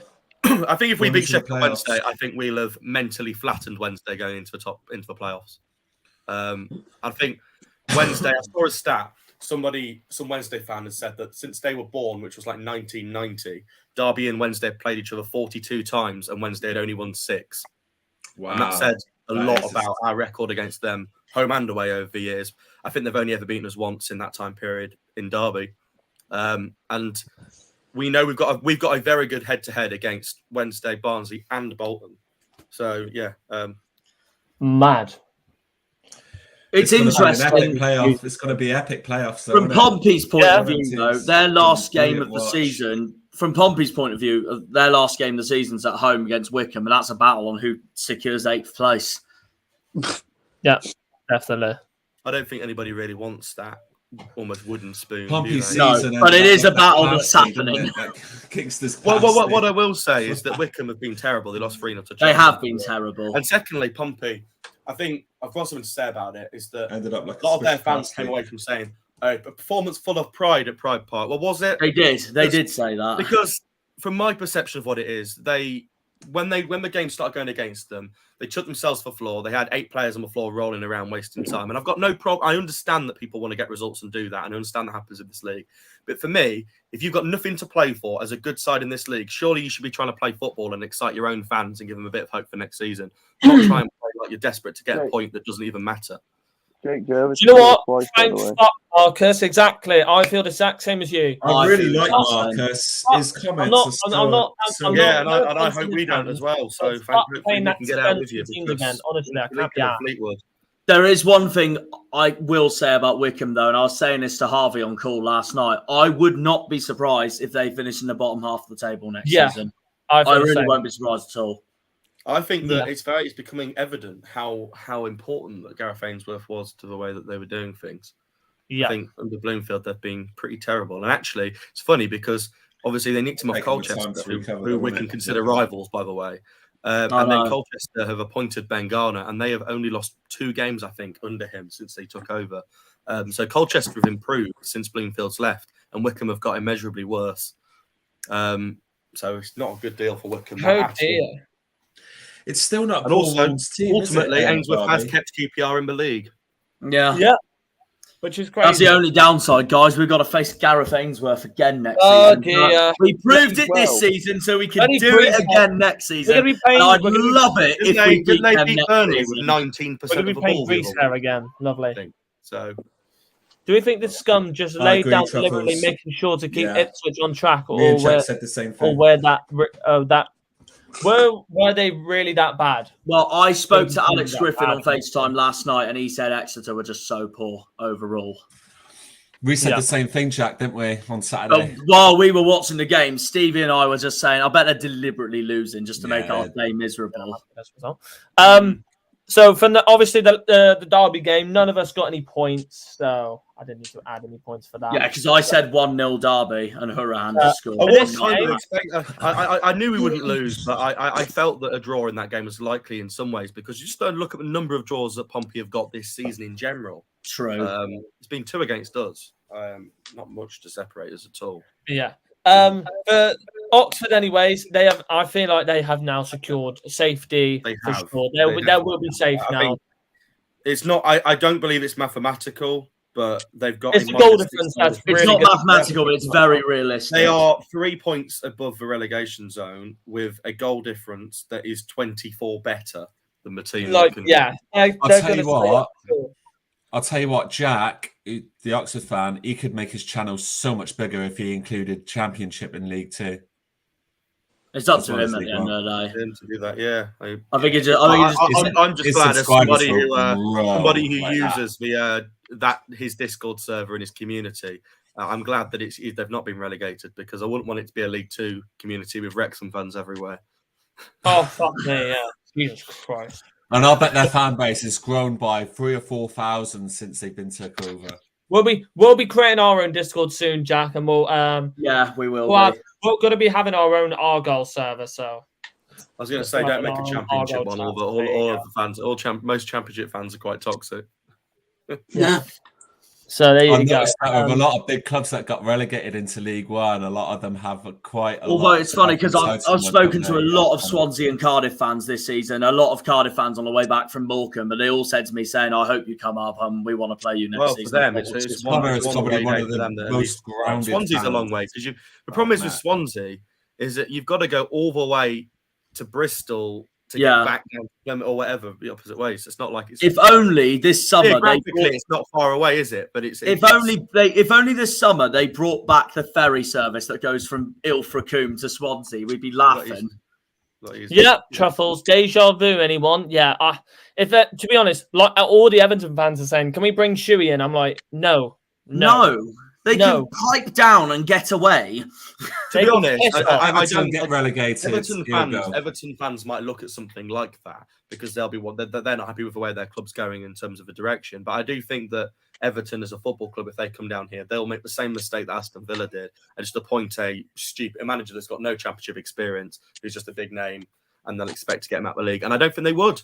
I don't think they'll go up either next season if they come down. Come on. Have you heard the amount of debt Everton are in? It's ridiculous. Astronomical. I think it's the largest debt that anyone would have ever been in the Championship with if it happens. Their stadium is half built. If they do go down, they'll be in a real mess. Like I've said to Harvey, there's only one team I can see bouncing straight back up from the Championship if they come down this season. Yeah.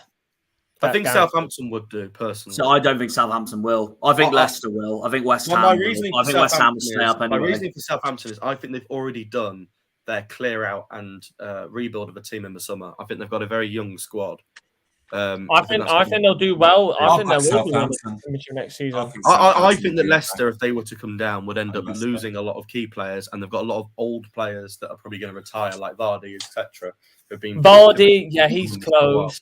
Ward in goal, and then you would most likely say. I wouldn't go with Ward. I'd go with Everson anyway. He was a good keeper for Rotherham. Marcus. See, I don't want Wrexham to get relegated. The one I want relegated from League Two is Salford. If I had to choose, I think a lot of people would want Salford relegated, but they're in the playoffs at the moment for League Two right now. Oh, cut off! Okay. Enough said. Thank God we're promoted. Thank God we're promoted. Well, all I'll say about League Two is, the playoffs: Stockport, Carlisle, Salford, or Bradford. Well, come on, Stockport, come on, Carlisle, and come on. I want Carlisle to because I do not want to see Salford anywhere near League One. Bradford would go up. You know what though? You look at that playoff: Stockport, Carlisle, Salford, and Bradford. There's 3 proper football clubs in that, and a Salford. Bradford is too big to be in. It would be Connor's worst nightmare to face Salford next season.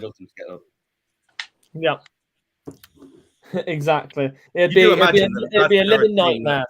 If Bradford went up, you could envision them, in a couple of years, becoming a team that would be competing at the top end of of League One, without question.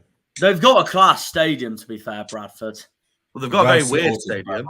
It's half Champions League and half non-league.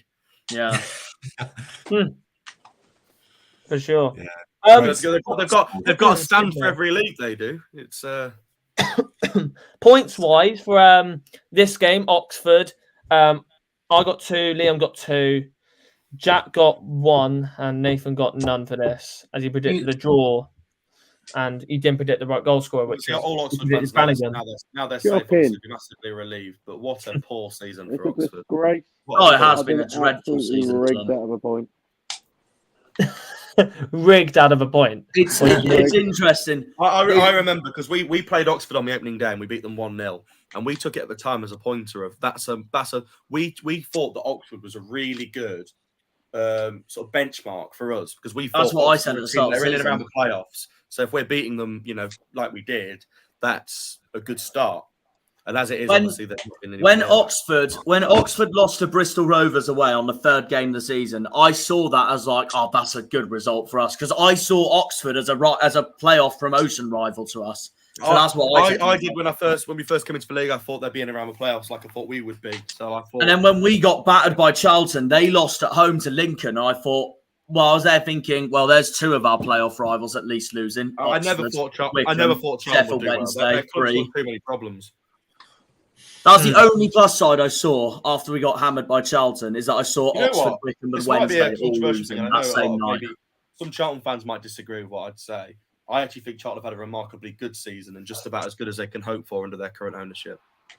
They've had an improvement from last season for definite. They've got lucky. They've got lucky with some excellent loan signings, excellent recruitment. The owner's just wearing the club as a badge, though, isn't he, Connor? All right, this is now the part where we can just absolutely banter the fuck out of this club. So go ahead, lads. We can banter the fuck out of this club. Exeter didn't turn up at a spike. Bombers get battered everywhere they go. They didn't turn up the day Exeter. Come on, did you see staying down? Well, I mean, when you're 5-0 down after half an hour, if you sort of just go ridiculous. Annoyingly, I was 1 goal off getting the correct score. Bastard. Well, I switched to 1 anyway. Well, there was someone that deserves a mention that did get this score correct, didn't he? Mr. Josh Pingo. Probably not in the chat. Oh, yes, did he say 6-0 Ipswich? He did go 6-0 Ipswich. He did. I think this is not the way you want to end the season if you're Exeter. They've had 5 defeats in a row now, and I know they've all been very hard games, but you don't want to end the season this way. You know, you really risk going into next season with poor momentum. You risk second some season of the Exeter fans. Some of the Exeter fans were saying, "Please lose." To the admin on Twitter, "Oh, please lose." Like that is terrible mentality. Well, I think a lot of them, obviously, it's very easy to understand why, but I've always sort of thought, you want your own team. You know what's interesting, guys? I've just double checked the table. I've just double checked the table. Exeter could still finish as low as 17th on the final day of the season. Yeah, but the thing is, it's not about league position, Jack, because ultimately Exeter have had I know it's not. I'm just saying. regardless of where they finish now. But it's about next season. When you've got an end of a season to dead rubber, you want to be building a bit of momentum for next season, a bit of something to cling on to or hope to, or to persuade players to stay. Do you really think this is going to be persuading players to join and players to stay? I don't think so. You know what's interesting? I've also checked the table. They're in the worst form in the league right now. Out of anyone. And guess who's in the best? Oh yeah, it's Argyle. Up the Janners. By the way, thanks for the 6 points, Exeter City. Thank you. Yeah. Thanks for the points, scummy twats. And I've got 2 things for you. And the reason why we got the 6... we'll get to my camera as well. But the reason why we got the 6 points as well was because of a famous Liam Martin quote. Why has he gone shorts? And we deliver. So there we go. What I will say is obviously Exeter have lost 6 summer bounce, but it is worth noting that those games are against Bolton, Peterborough, Plymouth, Derby, Wednesday, and Ipswich. Yeah. So suck on that. I wouldn't say it's the easiest run in the world. And they still do the double over Barnsley. But they do have Morecambe on the final day, which means they can. But I think Morecambe will be up for that because it's there. They've got to. Derek Adams. If you're a Morecambe fan, you've won the last 2 games, and then you're playing a team that's lost six summer bounce. Derek Adams will shit out a win against Exeter. Morecambe's won 3 in a row. Yeah. And he will leave Exeter City next week and say Devon is green and white. Fucking hell. Liam got 3 points. Jack got 1. Nathan got 2, I think. Yeah, he got 2. And Jack and I got 2.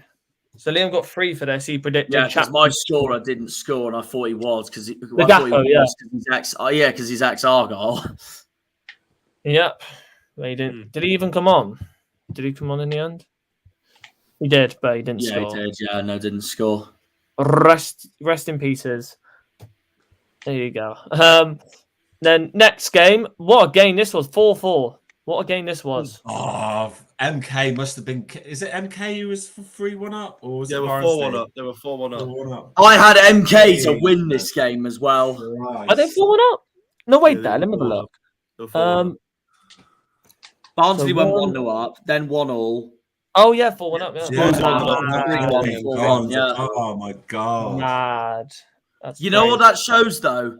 I know Barnsley didn't win, but that just shows their comeback mentality anyway. That could see what happens in the playoffs. Doesn't matter who you play.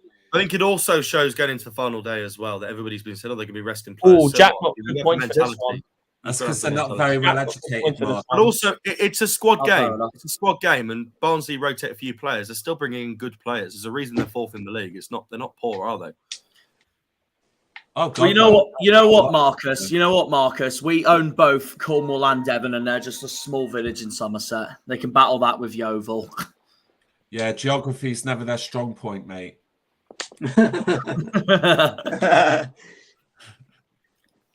Yeah, Liam did end up changing his goal scorer to Norwood in the end. He messaged me before the game started, so fair play, Liam, for messaging me because I got the message. He changed it to Norwood, and he got the point for that, so fair play.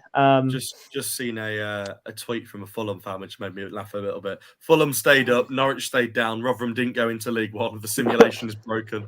Oh, I love the free chat. Yeah, the simulation is broken. The free chat on Facebook is the funniest thing ever. Some guys just put on there, Stephen Schumacher on Sky Sports News in a couple of months. So someone's, obviously he's meant to say minutes, so someone replied with, okay, we'll turn it on in July.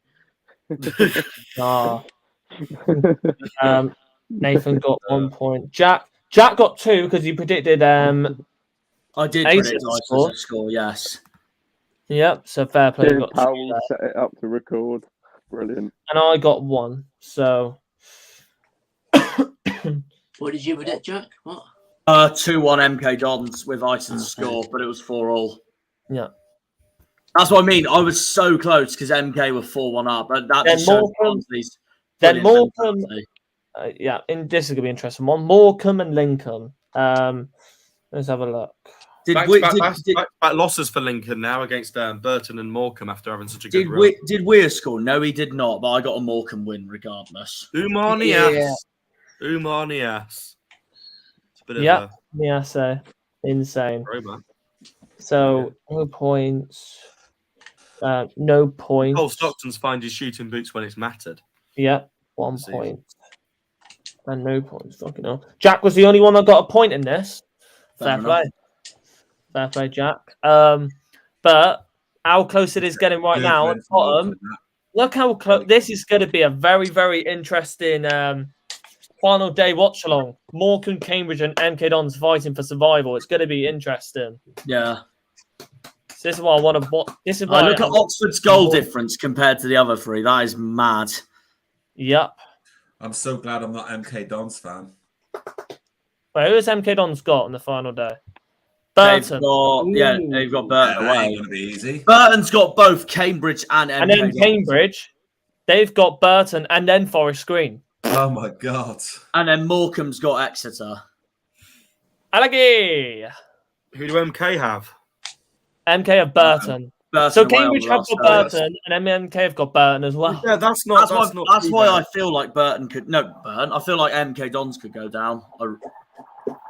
Yeah, I see Burton winning that. We obviously know that. I mean, Burton have had their last 2 games have been pretty respectable 1-0 defeats away at Derby and away at Argyle. They're not being poor at all. I was impressed with Burton on Saturday.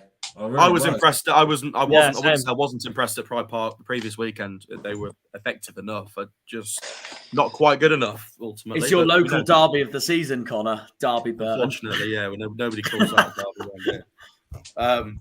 But you know, Burton, if they win both their games, they can still look as high as sort of 13th, maybe 12th, 13th. So if they were to win both. If they finish 12th, that is genuinely a remarkable turnaround. Yeah. Well, this is what Burton are. Everybody knows Burton are a mid-table side, and it's always shocking. Cole Stockton is performing now to find himself a new club from Marcus. Fairs.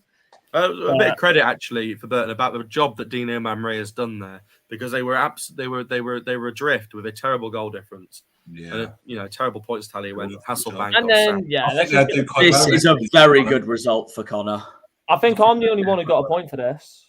Yeah, I am. I'm so glad this went the way it did. Of course. Yeah, I'm the only one who got a point. It was the only thing that made our draw a half decent result, really. Because Neil. Oh, Neil. But yeah, I predicted a draw for this game, so I got 1 point. Nice. But for Peter, anyways, 2 points behind Derby. It's going to make it even more interesting for the final day as well. 2 teams battling to get that last playoff spot. Derby or Peterborough. Going to be very, very interesting. I'm going to enjoy that a lot. The only thing I'd say that throws a spanner in the works really is that most Derby fans think we're almost in already, and I think most Peterborough fans think they've got no chance. So that usually indicates that something bad for me might be about to go and stop, because you can't presume things in football. Yeah. Presume things in football. But Peterborough have to be Barnsley. Have to be in the top 6 now. So. Very interesting to watch. Simple as that. But what are the playoff dates? I'll get them up. Yeah. Shuffles, I'll get them up. Yep.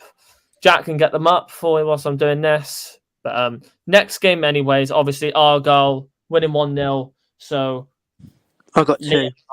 Liam got 2 for this. Yeah. Well, this is what I was on about earlier, by the way, about the Ipswich thing. Who cares if it's a 6-0 win or a 1-0 win? It's just as effective. Exactly. Yeah. 1-1. Oh, now as it stands, Connor Chaplin is the top scorer in the league. He's overtaken Clark Harris. Well, Clark Harris has been now. So yeah. Oh my God, he's actually been beaten for once. Fucking hell. Unreal. I've said this to you, Jack, quite a lot, that we always win narrowly, but we always get smashed. I wonder who's predicted Smith to score. Who's predicted Smith? Let's have a look. Me. Oh, shock! It's fucking Liam. Hasn't he finished the season as Wednesday's top scorer? Hasn't he? I'll tell you what, though. I know they've missed automatics, but this could be a strong end to the season for Wednesday, and that might give them confidence into the playoffs. They've had a good run of form when they've needed it. Yeah, and also they've got Windass and probably Byers, I think, coming back as well for the playoffs. The team in the playoffs with the worst form is actually the team that most people expect to win them, which is Barnsley. Form going into it. Come on, Wednesday! Right, at the moment, okay, the first leg where Sheffield Wednesday are away is on the 12th of May. The first leg for Barnsley away is on the 13th of May. And then the second leg, both on the 20th of May, where Wednesday's home and Barnsley's home. That's presuming that Bolton don't lose. Yeah, obviously it's not confirmed on who's getting Wednesday. That's on a Friday night, the 3rd Harvey. Oh, sorry, yes, Wednesday. Yeah.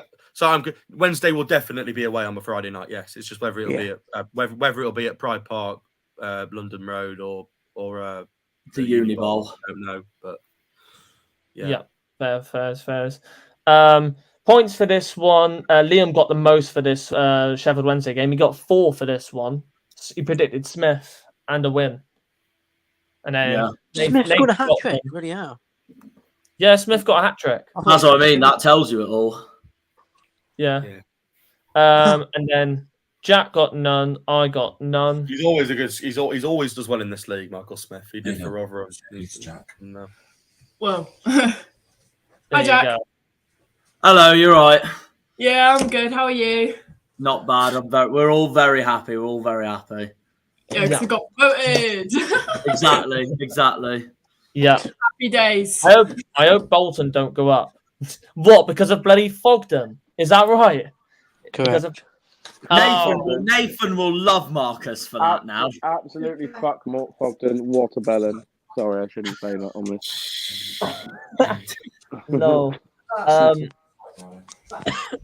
Excuse me. I'm not going to. Bye, Wickham. Bye, Wickham. Bye. If you all hate Wickham, clap your hands. Clap your hands. Yeah, there you go. I got a point, even though I put a draw. I got a point.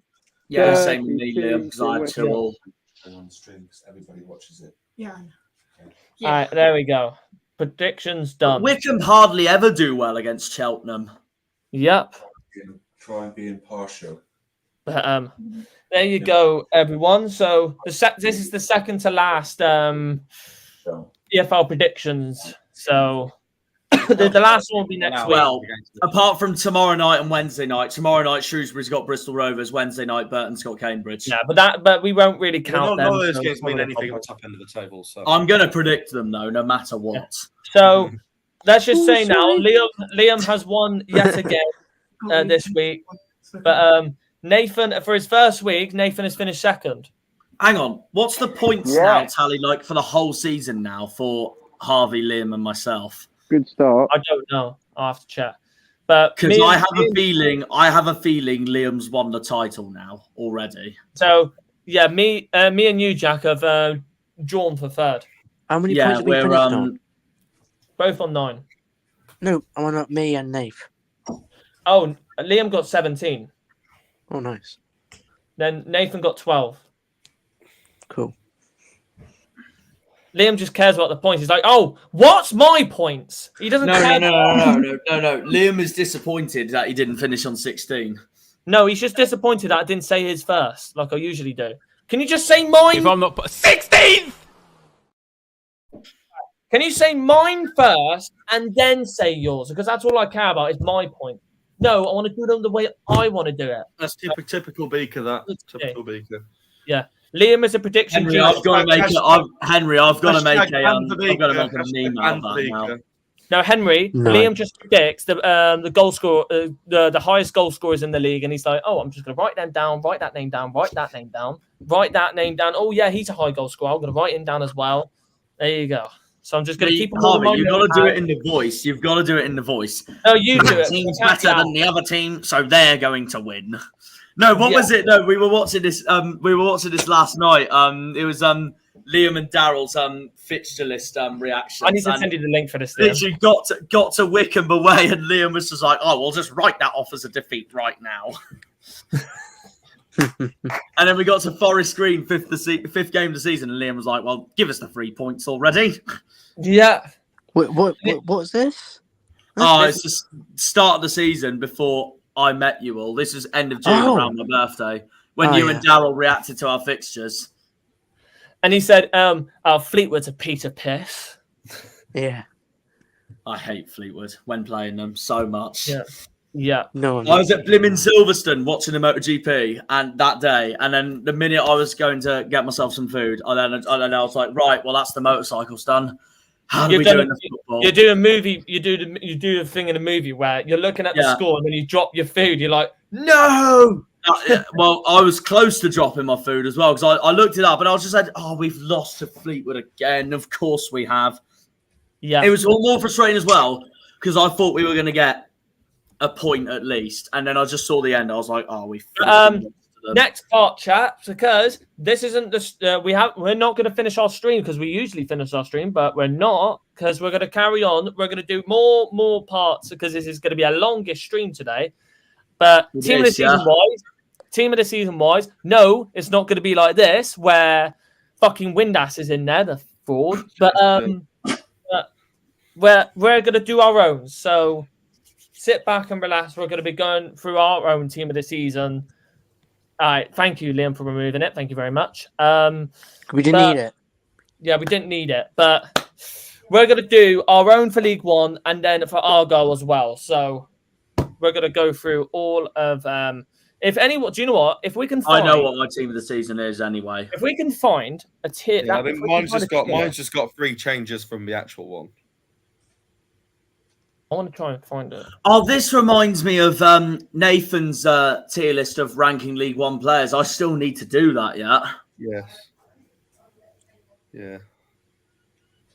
Wait, Nathan, who did you rank number 1 at the end? Or if anyone's done it already? What? Sorry.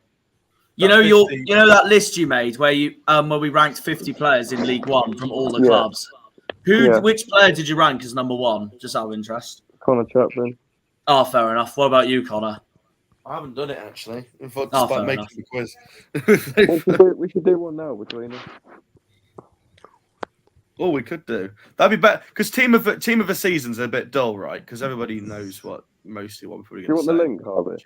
Is that what you're looking Yeah, for? go on. There's a bit of a debate where we're going to put the players. All I'm going to say is I'm going to throw my team the season out there now anyway because I know what it is. I'm trying to find a good bloody. Actually, I did originally send it on Discord, but I've now made one change from it. One change on it just to be a little bit different. But Harvey, I think I named it top 50 League One players. Oh, nice, sweet. I mean, my team of the season's pretty easy, so I think I just swapped Trafford for Cooper because he's only played half the season, so I don't think it was. Yeah, no. Well, Collins was in my team this season, Marcus, but I have replaced him last minute. I put Morsey or Byers. I can't remember in for. I put Morsey. I did put Morsey in, and then I put in McGoldrick for Windass. So, yeah, fairs. I did have Collins, Marcus, but I've now replaced him last minute. For a winger. Aaron Collins got player of the year at the end of the day, so I don't mind putting him in the team this season. So. He only just misses out for me just because of this second half of the season, even though he is a brilliant player no matter what. I've replaced him last minute with Raksaki. Harvey, look on Discord. All right, I'll have a look now. So my team this season is goalkeeper James Trafford, Bolton. Right back, Ballymumba, Argyle. Left back, Leif Davis, Ipswich. Do you remember who everyone is? Yeah. Centre backs, Mads Anderson, Barnsley, and Ricardo Santos, Bolton. Yeah, I'll keep that one there just for now. Central midfielders, Sam Morsey, Ipswich, and Barry Bannon, Wednesday. And then that leaves my front 4, which are Raksaki, Charlton. Raksaki, Connor Chaplin, Ipswich, Johnson, Clark, Harris, Peterborough, and David McGoldrick, Derby. And then the manager, Stephen Schumacher, Argyle. Yeah. Going to be the contested manager. No. We could do that tier list, Harvey, between us. Yeah, we could possibly most likely do that tier list. But I think it'll probably be. I'm trying to figure out how to do this. All right, let me turn off my share screen for 2 seconds. A bit sweaty, so. Excuse me. Mate, my throat is absolutely hurting so bad. Hello, Jack. He's nice. Goodness me. I think I heard Did you hear that, Jack? Amazing. No, pump it up. We're going up. Don't you know? Pump it up. Keep singing, Nathan. Keep singing. No. Future son-in-law, Jack. I'm embarrassing you now. He's got Saturday. So you know what's interesting? I had a salty Exeter fan reply to me earlier today saying you'll be fine with that muppet, little club in a horrible city. I'm like, yeah, well, you're wrong. This is wrong. That's definitely my only explanation. This is wrong. Their chants just sums up how ignorant they are as well. I saw one of their chants on Alex Griffin's video. One of their chants is, we built the Roman walls to keep the Argyle out. I'm like, yeah, well, this is why everyone hates you. They live in their own bubble. I know. They do. They live in their own bubble. And that's why I cannot stand the Romans. This is the difference between Plymouth Argyle and Exeter. Plymouth Argyle are outward thinking. Exeter City are inward thinking. Look, this is why the Celts are better, because it keeps Cornwall and Plymouth in. Enough said. Very, very unique inward community, Exeter, whereas Argyle is very outward thinking. Yeah. I don't think there's anything wrong with thinking about, having pride in your own club, obviously, but you do have to look out as well. Oh yeah, of course. You have to have a balance there, don't you? Yeah. They're kind of lopsided a little bit. I think they need to bring. The thing is, Exeter are a small football club, and I said that I'm not saying this because I'm on a Plymouth street. I really enjoyed Exeter away when I went a couple of weeks ago. It's one of the better away days we've had this season. One of the reasons because we won, but also I enjoyed it. I thought it was a good family atmosphere. Yeah. People were quite nice. It's a very community-based club. Very community-based. I thought it was very good. But ultimately, they are a small football club. They're obviously fan-owned. They're not going to get much higher than where they are now. And I don't know if they can do physically. I don't know if the club's got the potential to do that. But it's interesting. I speak to Exeter fans and it's sort of like, we're happy where we are. With Plymouth fans, it's, we can be so much bigger. It's interesting because I spoke to their fans after the derby. One of them I'm good friends with, Tony, if he does watch it. Hello. But yeah, no, literally. I spoke to him after the game. After Liam and I finished watching the game at Home Park itself. And we went for a pint in Exmouth and he literally just said he doesn't care if they get into the Championship. They're happy in League One. Well, I think for them, it is where they think their maximum is. And I wouldn't disagree with that. So I can understand why they're happy enough to be here. I think Plymouth, I might have found a way we could do it.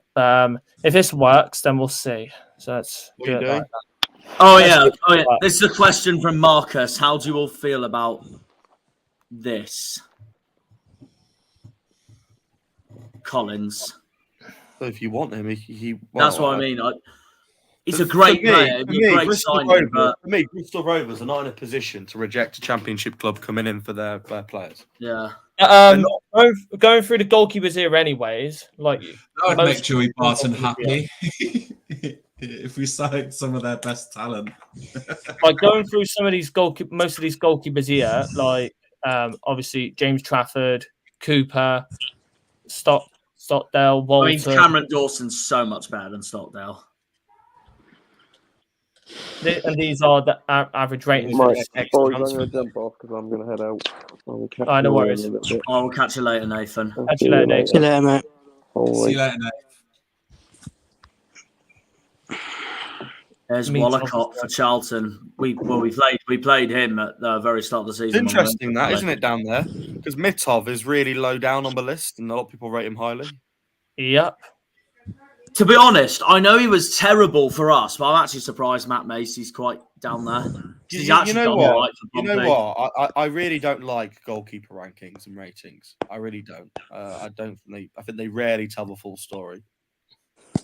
I mean, I agree, Connor. Just ask FIFA. They thought it'd be a good idea to ask FIFA, for example. Ask FIFA. I think that's very, very good explanation there. But also, he's an improvement for Pompey as well, considering their first goalkeeper, Josh Griffiths, was poor. To be honest, a goalkeeper doesn't need to catch for headlines. They just need to be solid. I've been very content with our keeper, Wildsmith, this season. I think he's been the best keeper we've had in years because unlike keepers we've had, like particularly Kel Roos is a very good example, where we just can't trust.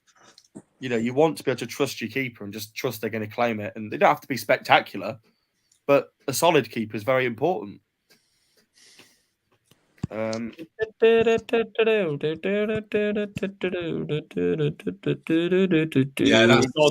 got a good point with that, Marcus.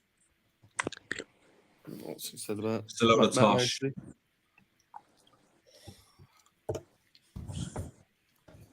It was terrible. We got battered by Accrington Stanley that season. I've actually heard from a source that Kieran McKenna and Shuey's out on the lash when the season's over. Fair enough. So I can't see that. I can't see that the Ipswich being disrespectful by leaving because Shuey won the award. I think that's ridiculous. I think that's I don't believe that at all. Because behind the scenes, they're all friends. Yeah. All friends. If they did, they are. If they did leave as well, though, it would look really. Just because of that, it would look terrible on them. Yeah. What's this? Rivalries are from the fans, but behind the scenes, like managers, coaches, they all pretty much get on. You have a rare flare up, but they all get on quite well. So it's like if I was a manager and I made a football team and Connor made a team with him being manager, and Connor would win because I know I'd single-handedly relegate someone. With that, yeah, but on the pitch, that 95 minutes is that 95 minutes. But exactly. 95 minutes. There are some managers that I think take it too far with what they do. And there's a few. Joey Barton's one of them. I think one that somebody really likes, but one that's Joey. Somebody Joey. A lot of people would disagree with this, particularly Plymouth fans, because I know how much you like them. Liam Echo. Yeah, I know how much you like him. But somebody that we've had a massive issue with over the years is Neil Warnock, who hasn't been able to keep his mouth shut. I love him so much. He said some nice things a couple of years ago, to be fair, when we were struggling, but he has said a lot of things, you know, in and around matches before. And there's some managers that just don't find it in themselves to be able to shut up, basically, at any point. Personality traits, isn't it? Yeah, but management is a stressful game, and that takes its toll on people in different ways. And some people react to it in different ways to others. I think the main core rivalries is the fan base against another fan base, rather than managers and staff against other managers and staff. Though 9 times. Yeah, ultimately, it's the fans that build up games of football, not the managers. Yeah, exactly. Yeah. What's Harvey doing? I'm just trying to find some. It's annoying me this, but if anybody else can try and find one, what we could easily do. What are you trying to find anyway?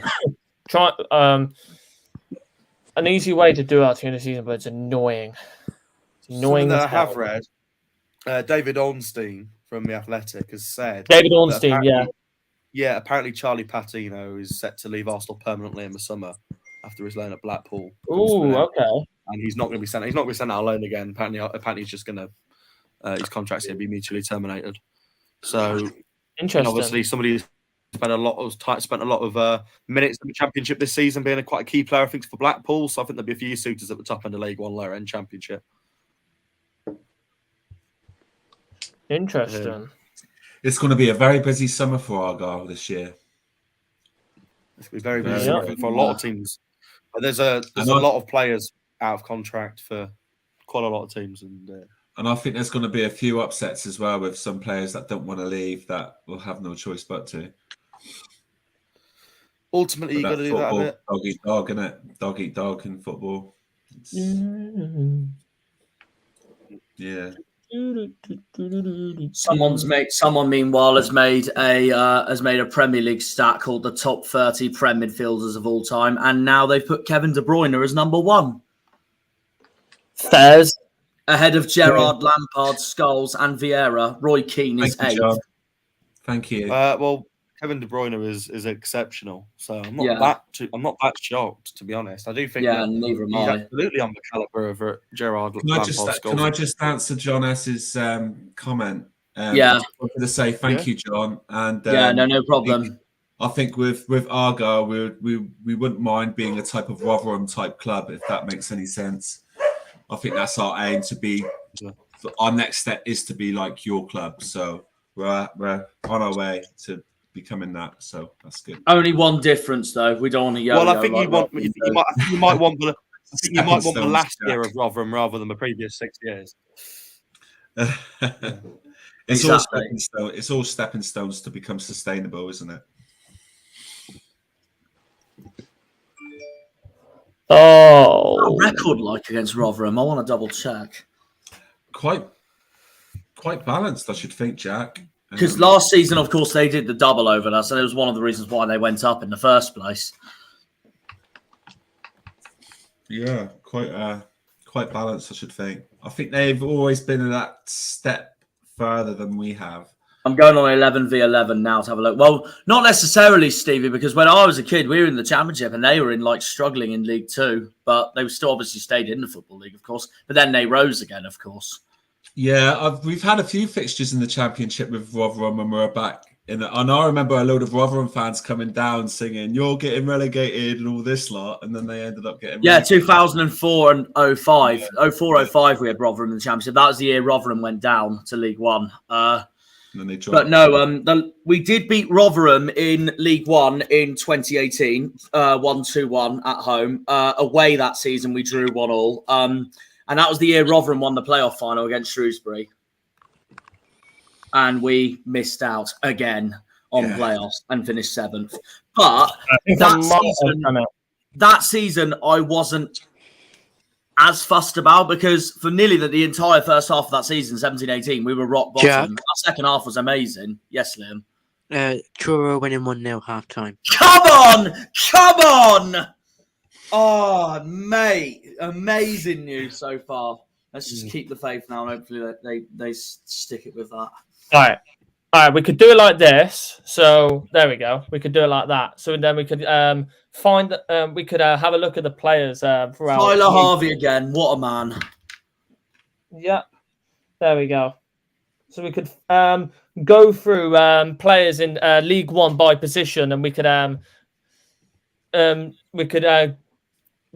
basically decide for ourselves what players could go in each position, if you would want. So is this for League 1 then? This is for League 1, yeah. Okay. This is for League 1. But what formation wise would you really say? Let me have a think. Literally that formation, fun enough. That formation. Yeah, fair enough.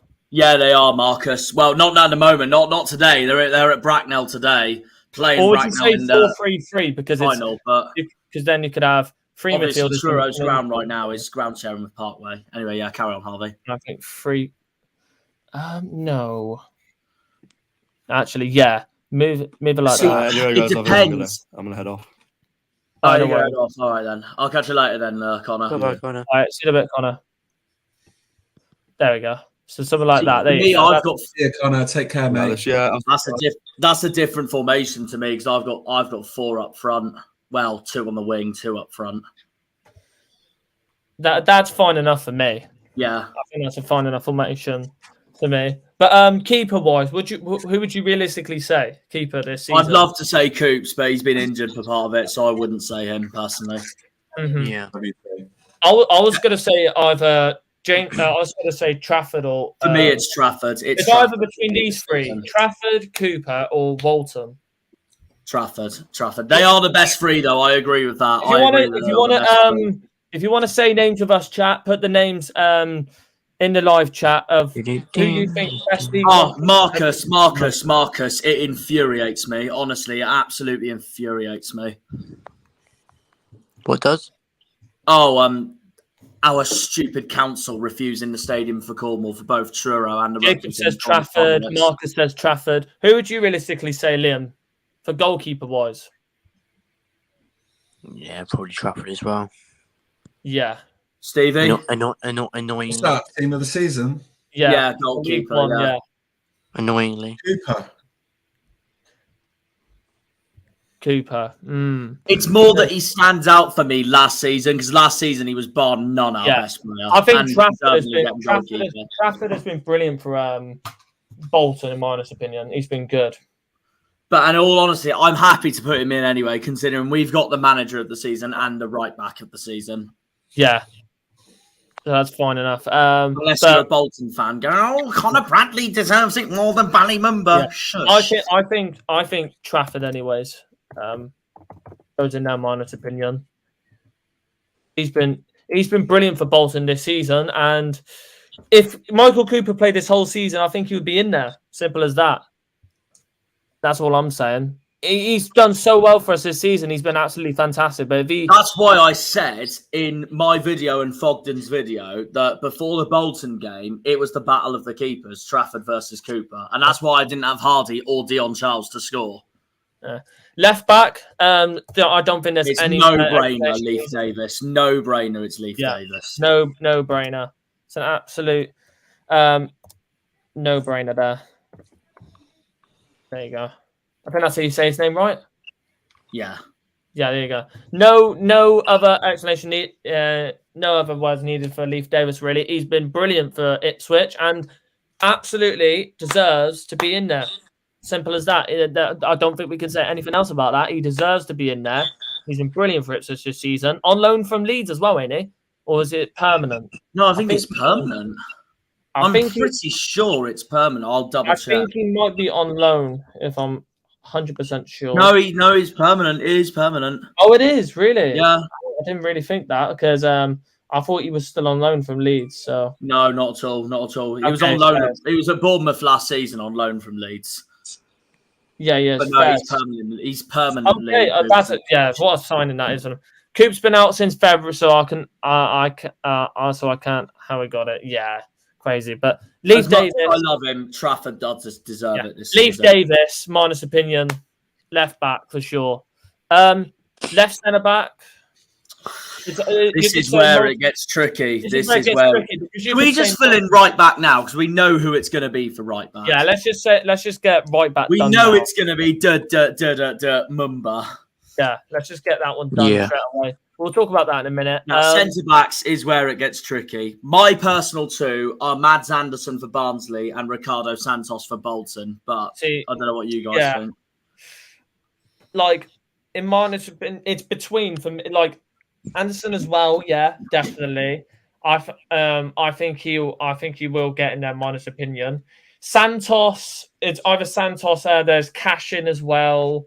There's loads of others. That you could possibly put in there.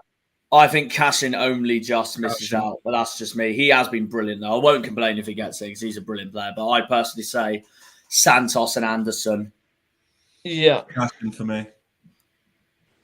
The reason why Anderson also gets in it for me, though, is because then there's I know this might be a really poor way to look at it and stuff, but I just think he looks good on the league anyway. But if Anderson does get in, then there's at least one player from each of the top 7 clubs this season. Mm-hmm. For sure, yeah. You could also say... because I don't know anyone else for Barnsley that would get into this team anyway. Anderson's the only one. You could also say maybe one of... if you're looking at one of Ipswich's centre-backs, like there's... Luke Wolfenden and Burgess as well. But they are good centre-backs. They are good centre-backs. But Anderson, Santos, Cashin, even Dan Scarr, to be fair, despite his injury. I think Dan Scarr doesn't get in because of his injury. But the other three, Cashin, Anderson and Santos, have been amazing this season. Yeah, it's either between one of them three, in my honest opinion. Between one of them three. Liam, echo again. There we go. He knows. He heard that. I mean, my personal two are Anderson and Santos, so it's up to you guys. Yeah, I think Anderson gets the first spot, minus opinion. Would you take James Trafford on loan until January, until Cooper is back? Absolutely. Absolutely, yes. Absolutely, yes. I mean, it depends on where he wants to go next season. It depends what City wants to do about it. You never know. Bolton might go up yet.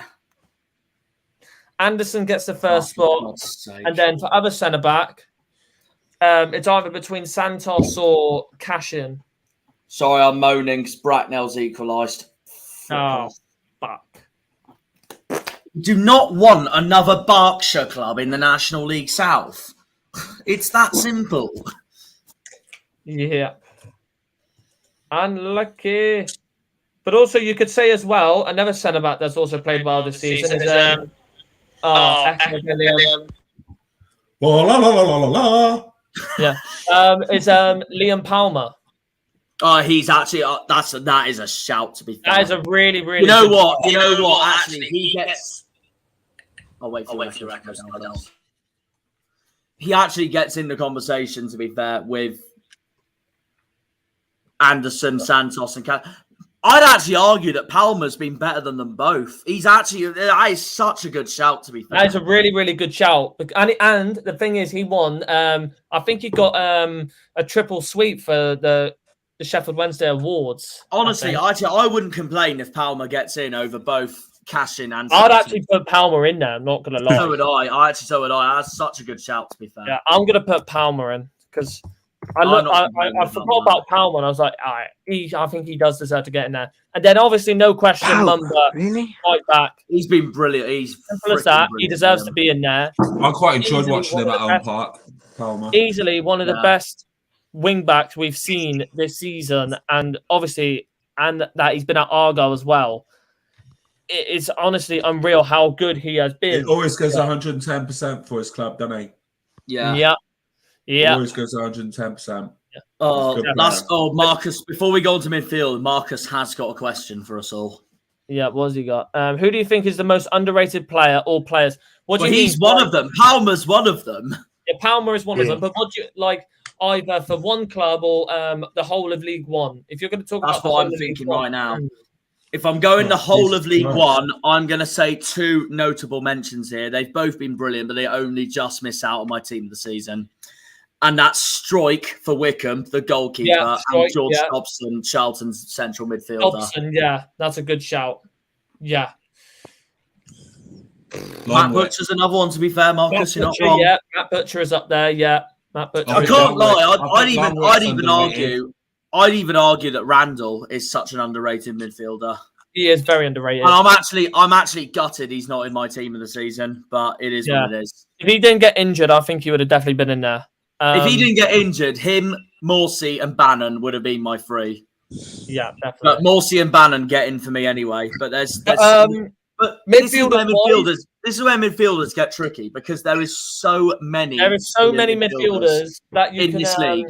I could ramble on and on and on and on, like you all hear. On and on and on and on and on. How many brilliant midfielders there are? I'll go through the league right now. Adam Randall for Argyle, Matt Butcher for Argyle, Sam Morsey for Ipswich, Bannon for Wednesday, Byers for Wednesday, Aaron Morley for Bolton, Hurahan for Derby, even though I don't agree with him being in team of the season. Who else? Ward for Peterborough. To be honest, Marlon Pack for look at his Portsmouth, stats Cowan for Wickham. Look at Finn's stats for Argyle. 33 games, 7 goals and 8 assists. And also, guys, you can't ignore Cameron Brannigan and Luke Leahy for Oxford and Shrewsbury. They've both been immense this season. And if Morgan Whittaker stayed at Argyle for all of the season, he would have got in there. I think he would have done as well. He would have got in there. But him and Chaplin would have been the wingers. Yeah. Well, he was mainly playing attacking. Well, to be honest, he was mainly playing attacking midfield for us, so he probably would have got. My two midfielders are Sam Morsey and Barry Bannon. Yeah, I think Sam Morsey definitely deserves to be in there. Another one you could possibly put in a shout is Tom Bayliss. He is a shout. No, Leahy's been better though, in my opinion. Leahy's been unbelievable. Why is he there? Why is he there? I didn't know Morsey and Chaplin swap positions. I know, but all right, let me swap this around. So yeah, he was Marcus. All right, let me do this. Yeah, and then do. All right, I need to do a full swap around here. I'm not used to seeing that number 9 in midfield. Perfect. There we go. That's maybe swap. Maybe I might sound fussy and OCD-ish here, but maybe swap 7 and 10. Why? Because 10's more of a midfield number than 7 is. 7's a winger's number. To be honest, look, 1, 2, 3, 4, 5, 6, 7, 8, 9. Oh yeah. Just keep it. Just keep it. Yeah. Luca Coyle's a shout for Barnsley. To be fair, that is very true. Yeah, he's a shout. But no, Morsey and Bannon. Morsey and who Bannon. else is the other midfielder?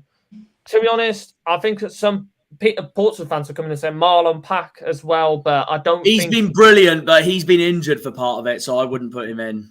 Jensen Weir for Morecambe, but he wouldn't come in for me. He's a brilliant player. He wouldn't come in. He has hit double figures for a midfielder for goals this season, but I still don't think he would make it. Hurahan maybe. Not over Morsey or Bannon. Not over Morsey, no. I'm just because look, I'm looking at the most assists this season. Barry Bannon.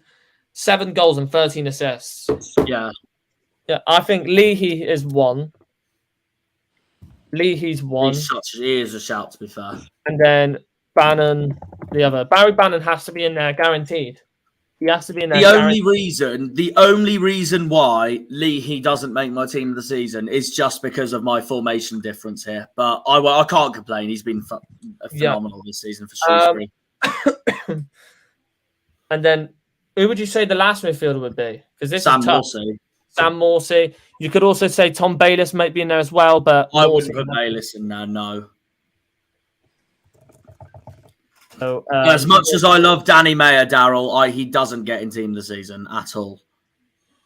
Yeah, I would say Weir would make it if it's an underrated team, but not for team of the season. Luca O'Connell could be a shout. Yeah, Whittaker was heading for player of the season. He was heading for player of the season, guaranteed. My honest opinion. And now this is where the tough part begins now, because you've got so many attackers. You've got because I got a front 4 instead of a front 3. Chaplin, Clark Harris, McGoldrick, Bishop, Alfie May, Aaron Collins. The thing is, I've got a front 4 instead of a front 3. However, I just personally think it would be. You've got to have a starting 11. It would be a crime if Chaplin, Clark Harris, and McGoldrick weren't in this team this season. We can do a bench, so it's not a problem. We can do a bench. Oh yeah, we can. To be fair, if Raksaki's not in it, which is fair enough, it's got to be Chaplin, McGoldrick, and Clark Harris. Yeah, it's got to be Chaplin. Chaplin has to be. Because what we could do here, or he's genuinely the best player in the league. Because you could have. I'm just thinking how you could do this. So, because you could have 2 strikers, you could have Yeah, you could. To be fair, you could. So do that, and then do it like this. 2 strikers, McGoldrick and Clark Harris. There you go, perfect formation. So then you could have 2-2 Chaplin. Oh, for God's sake! Well, at least we've scored again. Clark. Oh, we retook the lead as well. Frick off! And then number 11.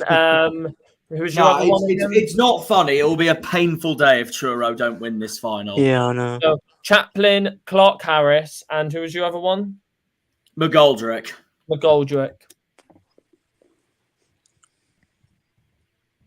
There we go. And then, so there you go, chat. That is your If you agree with this team of the season, let us know. But if you think there's some players that should be replaced, also let us know. Simple as that. Jack, I've sent you an updated tier list if you guys want to react to that. I'll you know what, we will react to it today, Henry. No, because I said I would react to it. We'll just do it today. Marcus, which League One club will sign Ladapo because he isn't Championship quality? He wasn't at Rotherham. League One club. Why do I feel like it could be Blackpool? That's what I'm thinking. He would sign for a Blackpool or some shit. Definitely. Okay then. Hello, Caitlin. And then subs wise, let's have a look. So we've got 11 subs here. So we've got 11 subs. Fair enough. Nearly a full team. No, it's our second team then. It's our second team. Yeah. So basically, but the rules are this: you can add any player you want, but the rule is you've got to have one goalkeeper in here. Oh, that's a good shout. To be fair, that's a good shout. To be fair, Jacob, Ladapo could go Peterborough if Clark Harris leaves. Yeah, they easily McGoldrick. So I will let, because obviously this is the bench, we will let the chat pick out some as well. So we'll let the chat pick out some players as well. So if you want to get your some of your players in on the bench, let us know. But I think one of the players that should be in there guaranteed. I'm already going to put him in there. If you're going to say a goalkeeper, it's either between Walton or Cooper. Cooper. If you're going, if you're going for this, if you're going for like overall season and you're counting injuries, it's going to be Walton. But if you're going to go on quality and who's the better keeper, it's Cooper without a doubt. Yeah, but in my honest opinion, Walton has been good this season. But if I won't complain if Walton got in anyway, because he's by far my favourite Ipswich player. I love him. He's great. Yeah. But I generally think Cooper should be in there. But the most underrated keeper in the league for me is Stroik for Wickham. And then player number 2, chat. Right back. Okay. Right. Well, this is going to pee off a lot of League One fans, but I genuinely think he deserves to be there for right back. Do you want to guess who it is? Is it a bloody Rooney? Yeah, Rooney for Fleetwood. I knew it. Rooney, yeah. He's been phenomenal. He's been brilliant. This is where the Bolton fans go mental. They like Bradley all the way. I can understand. He's brilliant, but honestly, no, Rooney's a brilliant player. But the thing is, you can put with these as well. You can put any players in any of these numbers, anyways. But Rooney deserves to be in there, guaranteed. But for number 3 and number 4, you can place whoever the hell you want from defence. To be fair, I'm pretty sure Connor Bradley plays left wing back anyway. Even though there's other fullbacks we can choose. Henry, from 2 to 5, chat. You can pick any defender you want, and then from 6 to 8, any midfielder. 9 to 11, any attacker. So there you go. Yeah, Henry we'll react to it. We'll react to it tomorrow, yeah. But defenders wise, who would you also say, chat, for defenders wise? You could possibly say, if you're going to talk about defenders here, maybe Santos would be in here. Yeah, you probably could, to be fair, considering we've chosen Palmer. Yeah. I think Santos will be in here now for sure. Number 4. Any defender wise, definitely going down. Smallest team in the championship.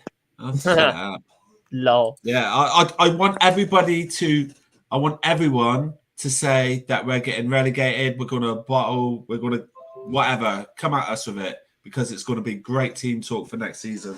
Yeah, well, I'm still season. Well, at the moment, as it stands, I'm still predicting us to finish 15th anyway, but who knows? Yeah. We'll see Player number 4 wise, I think I'm generally going to put Bradley in here.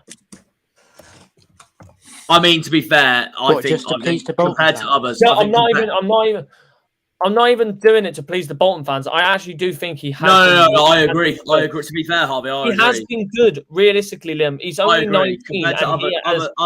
Compared to other fullbacks in there, he has to get in. He does. He has to get in for sure. Ipswich set to smash transfer record in the summer with the signing of Adam Armstrong. Get out. Well, they've got the money for it, Liam. So there you go. Fair play. They've got the money for him. Also, I'll make that transfer list sometime this week, and we can talk about it in the watch along. Yeah, definitely, we'll do that. Number 5, the last defender. If we're talking about defenders wise, this is going to be pretty tough now. Let's have a look. So you've chosen Santos. I mean, my other one personally would be Cashin, but that's just me. Cashin, yeah. Cashin, most likely. There you go. And then for 6, 7, and 8. This is where it gets tough. You would possibly say Dobson, maybe one of them. I would say Dobson. 100%. Dobson definitely one. Wolfenden. Oh, that's true though for defenders wise from Caitlin Wolfenden. I'd choose Cashin over Wolfenden personally. £8 million deal agreed for Adam Armstrong apparently. Fair play, Ipswich. Yeah, it depends who we sign and what position. Yeah, Bradley getting all the Bolton end of season awards. Ipswich are on the up, mate. They'll be in the Premier League in a couple of years. Wouldn't shock me. Wouldn't shock me at all. As well, yeah. Player number 7. I'm saying Tom Bayliss. Oh, I don't know. I don't know because I'd still choose. Because there's two midfielders I'd still choose over Tom Bayliss, and that's Adam Randall and Josh Scowen for Wickham. Yeah, but if Adam Randall played more this season, I generally... If 100%. Injured, he would have Scowen, on the other hand, has been consistent all season. Yeah. But to be honest, another one... He's brilliant, Tom Bayliss. Another one that I completely forgot about is George Byers. But he's in the same boat as Randall, really. Yeah, but he's been so good for. He got injured at the end of the season, like around how many games left? I think. So did Randall to a certain extent. Yeah, but Randall got injured. Randall was injured in that February-March border. Yeah, but I swear he was injured before that as well. And then he came back and then got injured again. So I think he might have been, yeah. Yeah. Ipswich are going for top 6 championship. It wouldn't surprise me. It's a good time to be a town fan at the minute for all those town supporters. Well, I've already said already. One prediction I will say is that I think they'll finish higher than Norwich next season. In my honest opinion. Fair enough. Congratulations to Ipswich, by the way. I think Ipswich as a club, ownership-wise, are getting better, and Norwich are getting worse. They have the money, though, don't they? They have the attendance. I think Norwich will only finish a to be honest, place or two places above us. Jack, I've just completely forgot about Wes Burns. He's a shout. I completely forgot about Wes Burns for defenders. He wouldn't get my team this season, but he is a shout for the bench. Wes Burns, wait there. What's his stats, sorry? 8 goals and 11 assists. I'm going to get off. Can I answer Marcus's comment? Yeah, go for it. We need to fork out if we want to improve. You ain't going to survive in the championship being a cheapskate. That's a good point. This is why we need the capacity of the stadium to be bigger. We need to fill in that corners and get an extra 5 or 6,000 fans in. I've been bring it up to 22,000 fans. Yeah, definitely. That's vitally important if we're going to compete at a higher level. I've seen that a lot of the teams next season when they come to us will fill up the away end. We won't be able to get block 21 or 22. No. It won't shock me. I mean, look who we're facing. Norwich, Watford. I mean, Bristol City, they'll we're facing big teams. We're going to be facing big teams now. That'll be our next step is to increase the capacity of the stadium. Three teams will 100% sell out. Bristol City, Cardiff, Southampton, possibly, and Everton if they go down, and Leeds if they go down. There's got to be teams that won't sell out down here, surely. There will be. Bristol City will, Southampton will. Liam, there's a difference between championship teams and League One teams. That's simple as that. However, and also you got to remember that a lot of people that support these teams as well have come down to the southwest to live, even though they were born in places like Southampton or wherever. There's still a fan base down here that supports those teams. So, however, but they've still got a decent enough they've still got a big enough fan base, Liam. Bournemouth would still sell out home park. They're close. They'll easily sell us out because they've got a decent sized fan base. The only thing being is that it depends on how many have the chance to make the trip. Because obviously these are still really long journeys and stuff. But there's no doubt that you've got to think about the fans that live in the southwest as well, Jack. Pardon? They have fans. They also have fans that live in the southwest as well. They do. QPR, they're another one. Who else? Millwall, if they stay in the championship. To be honest, Jack, I'm looking through the players here for midfielders wise. Another one is Adam Phillips. Adam Phillips. I should know this. Barnsley. Again. Oh yeah, true. Because if you're thinking of putting Connell in there, Phillips should go in there. See, I think Connell edges Phillips. Adam Phillips, 8 goals, 9 assists. Connell, 2 goals and 8 assists. And Phillips has actually been very consistent for them in midfield. All I'm going to say is I know who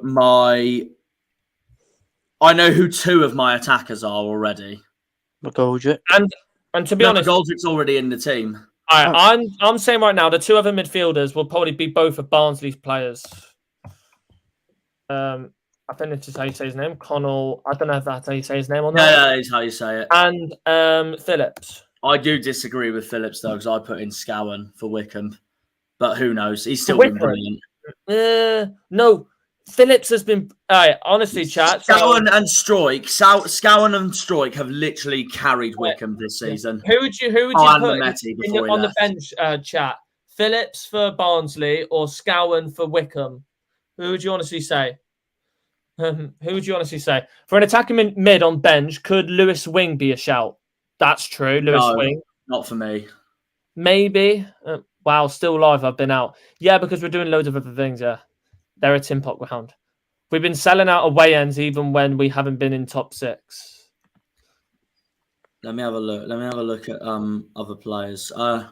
Won't sell out every championship away game, but we'll sell out most that's close. To be fair, there is only one ground I'm not sure we will sell out. We might do, but we might not. Rotherham. Oh my! How have we forgot about Luongo? Didn't we sell that out last time? I don't remember. It was our first game of last season. How have we forgot about Luongo? For he wouldn't get in the team this season for me. Mate, since he's fucking joined Ipswich, he's been brilliant. He wouldn't get in the team this season though. He's not Connor Chapman. He joined in January. That's what I mean. January signings don't get in it at all. That's the same with Broadhurst. That's the same with Hurst. Yeah. I'll tell you what though, Henry. If we did sell out Sunderland, it would be unbelievable. Do you want to know how much we sold? Go on. 1,102. Fair enough. Nice one. Mm-hmm. Not a chance to sell out at Sunderland. No, he won't sell out. We won't sell out Sunderland. No chance. That just shows that the fact that we sold out Ipswich in January, one of the furthest away grounds in the entire country for us, just shows how special that was for us. Is Stevie the special guest? No. Oh, that's not very nice, Liam. Jack, I don't even know who it is. So there you go. The special guest was. I love that emoji. That emoji is. Who did you say, Jack? The special guest was Connor. Yeah, Liam. Hello, she. Oh, thanks a lot, Jack. Cheers. Thanks. Sorry. But you and Nathan are regular guest comrades. That's a higher tier, that is. So that's better. I'm the granddad of the crew, ain't I? Yeah. I'm the granddad. Honestly, chat. Chat. We've got 11 people in here. Who would you honestly say would go on the bench here? Adam Phillips for Barnsley or Scowen for Wickham? Because I want your thoughts on who would most likely get on the bench. Who Connor Bradley is a special guest, for God's sakes. Yeah.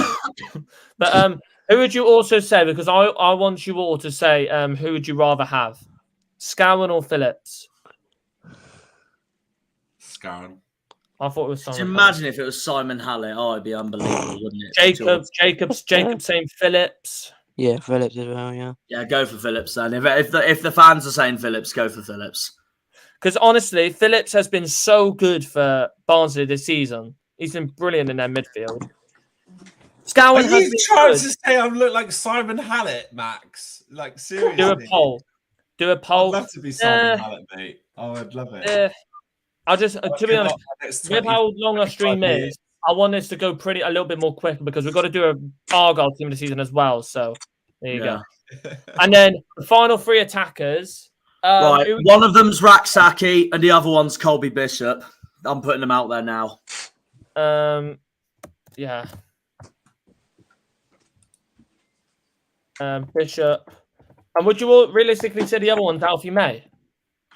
I think it's a debate between Alfie May and Aaron Collins.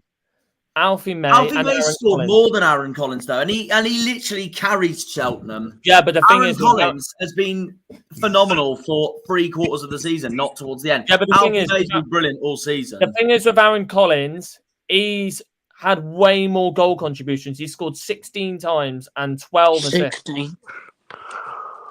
Ladapo does not get in for me, no.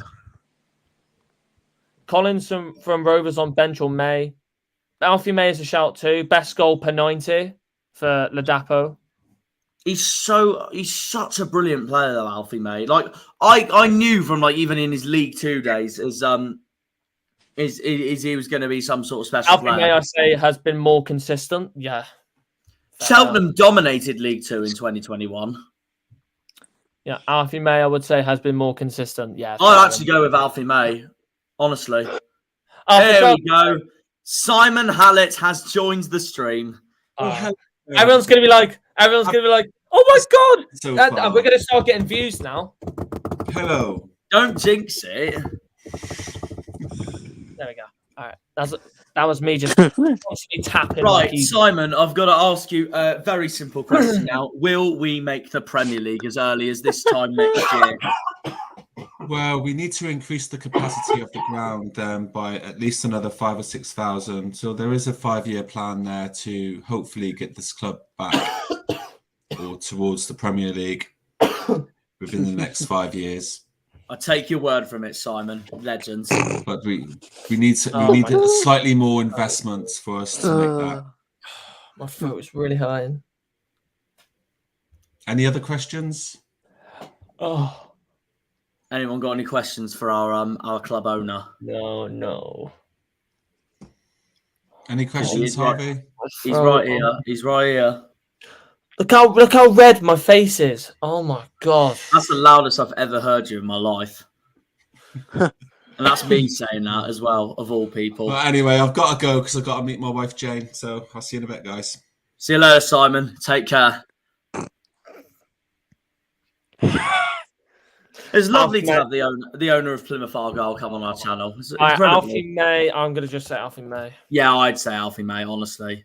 And then we're going to copy that link and we're going to paste it right here. Fucking hell, phone! bloody phone, honestly. Oh, yeah. So what's been our main formation this season? Still 2-2 in Berkshire. Would you say? I think it's main. All right, our best formation realistically this season has been. So we'd have that. Definitely 3 at the back and 2 wing backs. You there? Yeah, I think it was, and then it was 2 central midfielders, and then 3 up front. And then like that. And I thought Stevie was going. He's still here.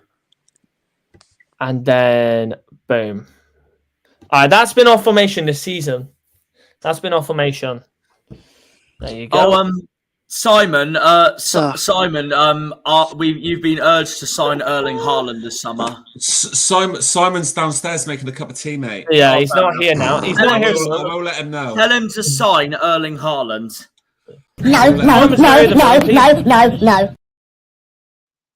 Are you taking a mick? If we sign Haaland, we're in the Prem. Liam, can we stop the please? All right, let's carry on. Now, so let's get into the Argyle one. So let me just get rid of this one. This one we'll name. I heard £350, mate.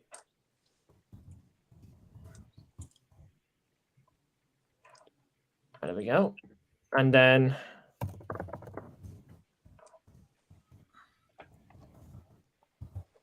there we go. All right. That's goalkeeper wise, you would say £350. All right, goalkeeper-wise, you would say Cooper, first of all. It's going to have to be, isn't it? No disrespect to Callum Burton. He has stepped up massively, but it's gonna be Cooper, isn't it? And then number 2, so left wing back. Who's basically been playing left wing back for us? It's been Mumba, hasn't it? It'd have to be Edwards because Mumba's on the right wing back. No, I swear Mumba's been mostly been playing on the but left. we've put him in the team of the season in right back. But then again, that's also because Leif Davis can't play right back. Yeah. I think they can both play left wing back and right wing back. I think Joe Edwards has been better on the right anyways. Centre backs now, because now you've got So the players you've got to choose from is James Bolton, Brendan Galloway, Gillespie, I know who my three are. Lonvike. I know who my three are. Wilson. Definitely not Lonvike. Carry on. Wilson, Scar, Gillespie. That's abuse, but hey ho, we carry on. I think that's an overvaluation, mate. I'd take at least £1 off that, mate, and I'd go perhaps £1.25. Liam, that's bullying for not putting Lonvike in there. But hey ho, whatever you say. That's not bullying, that's the truth. I think that's a fair offer. It's bullying in my eyes. Wilson, Scar, Gillespie. They have to be the three. Gillespie on the left. And that's how you say his name. So I think that is how you say his name, right? Yes, it is. And then in the middle, it has to be Scar. And then on the right, Wilson. And Wilson in the middle. Now the midfield is where it gets. So the midfielders you've got to choose from is Butcher, Matete. I would definitely actually say Matete in here. I wouldn't. I love him, but I wouldn't just because he signed in January. I would. So you've got Randall. Yes, he can have an Argyle massive dairy milk. Alton, Butcher. What other midfielders have we got to choose from? I forgot who else of the midfielders we got. Randall, Matete, Houghton. Yeah, Randall, Matete, Butcher, and Houghton. They're like the main four. Yeah. So who would you put in the midfield? Randall and Butcher for me. All right. So who would you say for the two midfielders, Liam? Randall. Yeah. And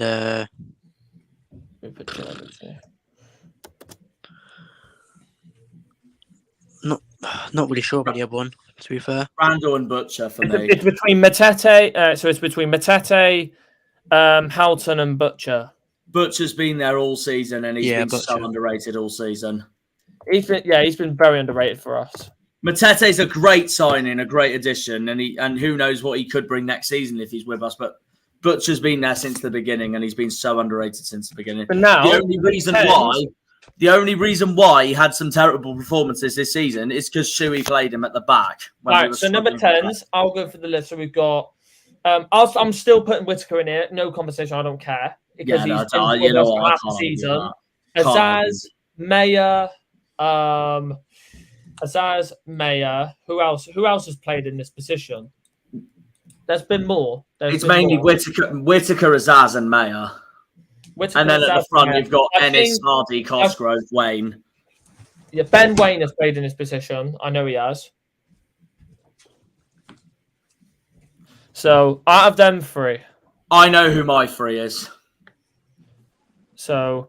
Well, I've got two. Midfielders first. I've got two for definite, and those two are Whittaker and Hardy. So the last one for me is a debate between Azaz and Mayer. Yeah. And maybe who would you say, Liam, for striker for team of the season? Ennis. Ennis. See, that's interesting. I don't think Hardy deserves it, to be fair. See, Hardy is our top goal scorer this season. He is. He's had too many poor games, I reckon. So. Because this is interesting as well. Niall Ennis. See, Niall Ennis and Ryan Hardy have both got the same amount of goal contributions. You could argue you could put both in with Whittaker. But but then before his injury, Azaz was unbelievable. Yeah. I don't think Azaz makes it, my honest opinion. It's so debatable. Between Azaz and Mayer, it's so debatable. So, if you're thinking, boys, then, would you have one attacking midfielder and then 2 strikers instead? I'm going to let you all decide, honestly. Apart from Whittaker, I'm going to let you all decide on who the other 2 is. No worries, Craig. So, Liam, what would you rather have? 2 attacking midfielders and a striker, or 1 attacking midfielder and 2 strikers? I don't mind. Because, to be honest, it's up to all of you. It's up to all of you.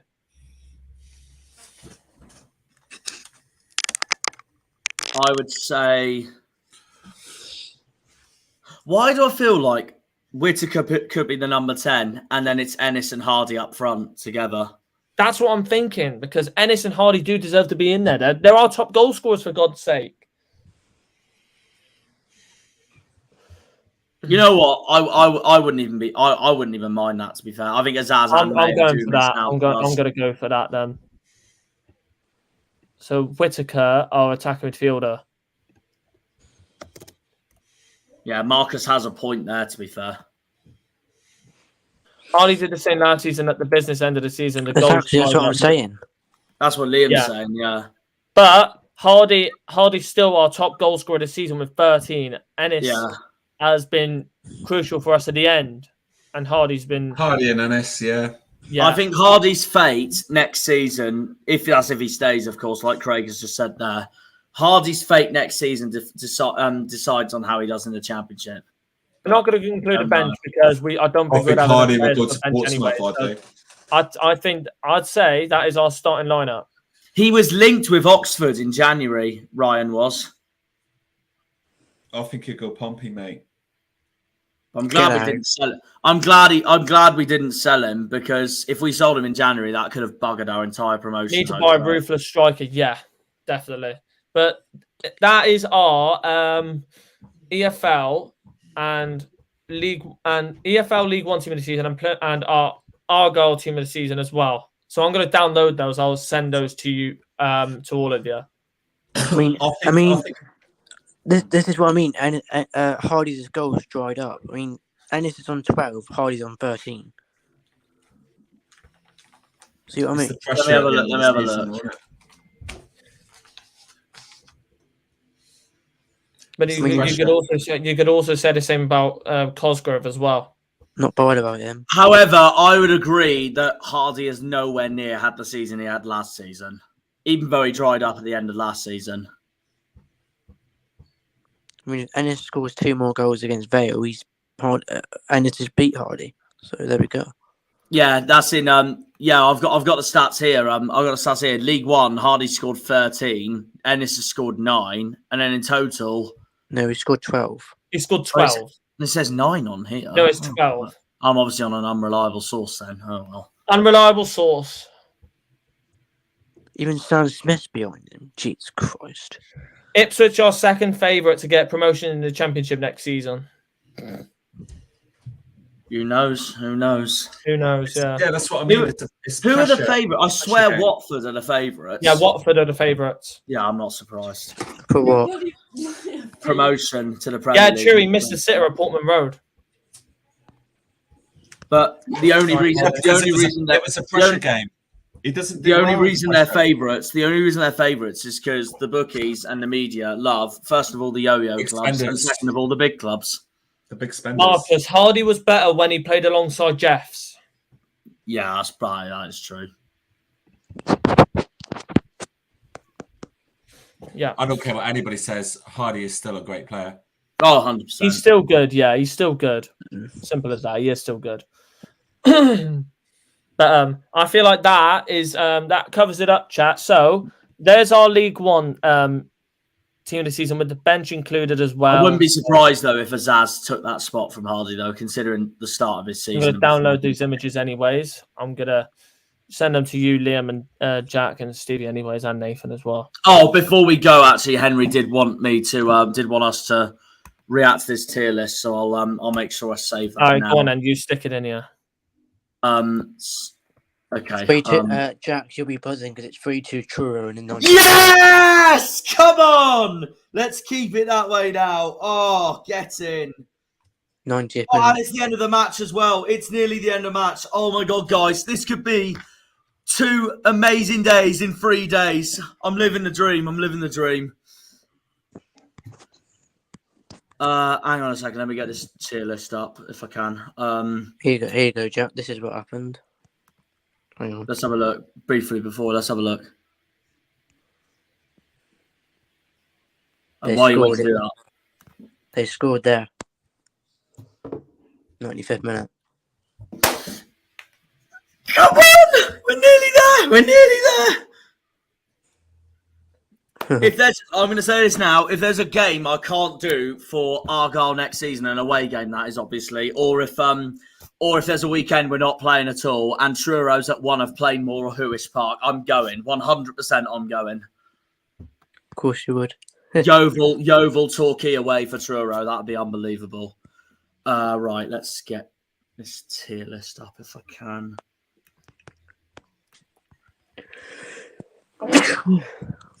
Bless you. Thanks. Hang on a second. Why is it not loading up? Is it just because I'm on photos mode? Oh, just let me download. Right, lads, I gotta go. See you later. later. See you later, Stevie. See you later, Stevie. Take care.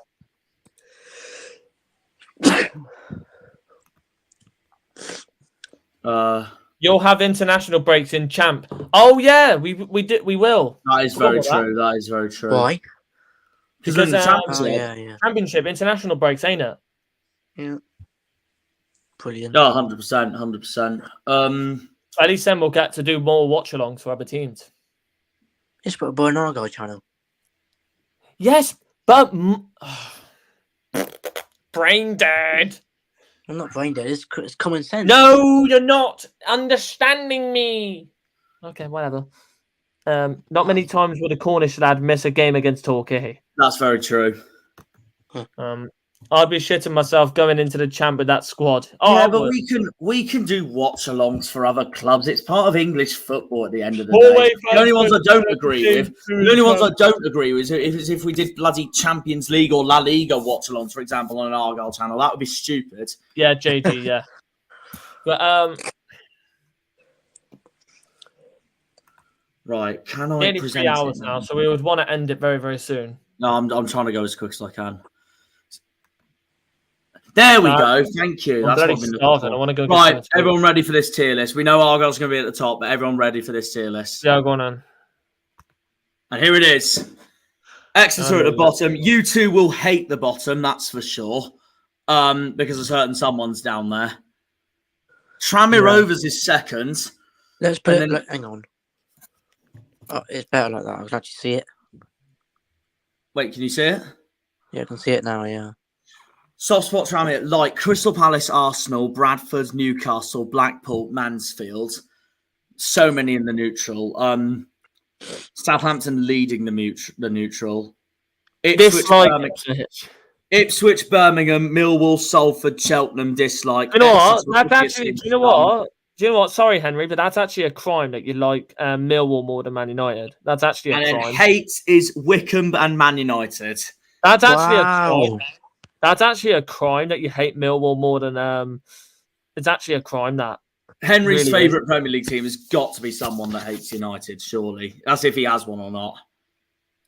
That's actually a fucking crime.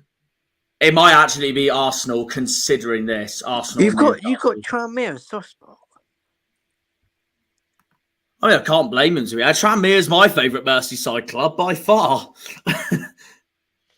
It's not going to be Liverpool, is it? He thought it was Southend. No, it's not Southend, no. That shouldn't be neutral. We've got Southampton, Scunthorpe, Swansea, Middlesbrough, Walsall, Cardiff, Bristol Rovers, Newport. In the chat. I think Truro are up now. Bristol Rovers are not in my neutral, that's for sure. Yes! Let me move my stuff. That is celebration in a nutshell. Up the White Tigers. Come on. Come on.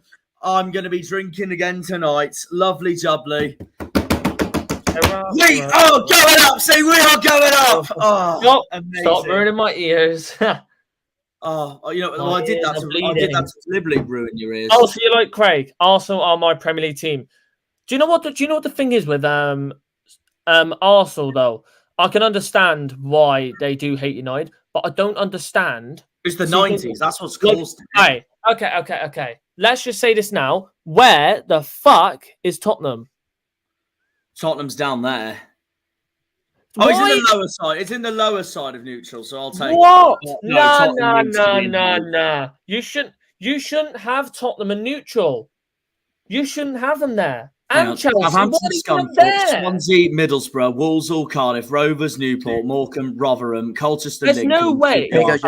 Norwich, Forest Green, Luton, Leicester, Forest, Portsmouth, Bolton, Chelsea, Crawley. Cheers, Henry. I'll take that. And Tottenham. To be honest, no. I'm going to speak about this, Harvey. There's actually some Arsenal and Chelsea fans that don't mind each other because they hate Spurs. Yeah, but it's still stupid. Depends on the way you look at it. For God's sake. It depends on the way you look at it, but I see what you mean. That's still good. If it's family related, I understand. But if it isn't, family related, yeah.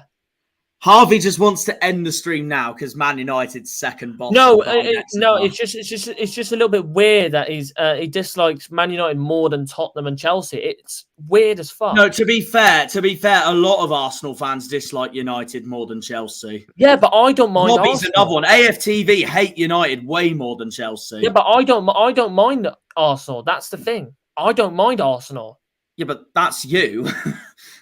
Yeah, but most of us, to be honest, most people don't mind Arsenal. Man United, I can't stand Arsenal, honestly, and I know a lot of United fans. Oh, Henry, you should have fucking saw a Man United fan that I had an argument with yesterday. Fuck me. Let's not talk about that. I will talk about it. I'm going to talk about it on stream. Because Robbie from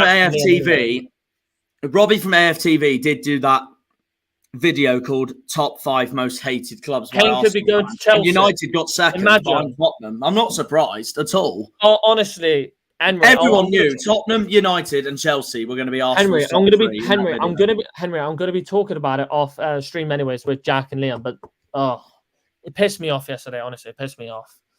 But, I don't agree with Crawley being a neutral. I don't like Crawley. That's a little bit. Doncaster, I don't mind Donny. Bristol City, no, I don't like either of the Bristol clubs. Derby, Fulham, Sutton, Wolves, Swindon, Port Vale, Leyton Orient, Fleetwood, Barnsley, West Brom, Wimbledon. This would annoy Harvey and Liam as well. Manchester City in neutral. Yeah. And Liverpool in neutral. Oh. But to be fair, I know Arsenal don't mind Liverpool. No, okay. Blackburn, Shrewsbury, MK Dons, Watford, Huddersfield, Oxford, Sunderland, Peterborough, Burton, Liverpool, Sheffield United, Burnley, Stoke, Northampton, Bournemouth, Reading, Gillingham, West Ham, Hull, Barrow, Harrogate, Brighton, Leeds, Sheffield Wednesday, Coventry, Carlisle, Aston Villa, Charlton, Wigan, Crewe, Everton, Oldham, Stevenage, Cambridge, Brentford. And then, you got Ipswich, Birmingham, Millwall, Salford, Cheltenham, Wickham, Man United, and the Scum themselves. Yeah, Scum. I've got a question for you. Right, I got a question for you, Henry. If you're still listening, of course. Henry, where would you put Torquay and Yeovil in that in that tier list, and Southend? Just out of curiosity. That's what I want to know. Be very interesting. But like one man, Harvey England, like without further ado, once said back in October, and he was right at the end. Torquay are fucked. Truro's playing them next season, so there you go. Yeah, Truro's playing them next season. Yeah, I support Everton if they do well. You support Everton, Marcus? Fair. Oh, that must be through his family then. Yeah, fair enough. Well, Marcus, it could be your derby next season. Yeah. Yeah. But speaking of that, though, chat, it's been 3 hours. I've got to go and get something to eat because to be fair, I don't mind Everton at all. It's just Liverpool I can't stand in Merseyside. Thank you all so much for watching. Obviously, this is a celebratory stream, of course. 3 hours. We wouldn't usually do this for long. It would probably be like under 2 hours, but 3 hours. You can understand because we're celebrating promotion, and it's understandable. What can we say? That our last streams will be Port Vale, of course. We'll be doing a watch along for all of the final games, so keep an eye on that.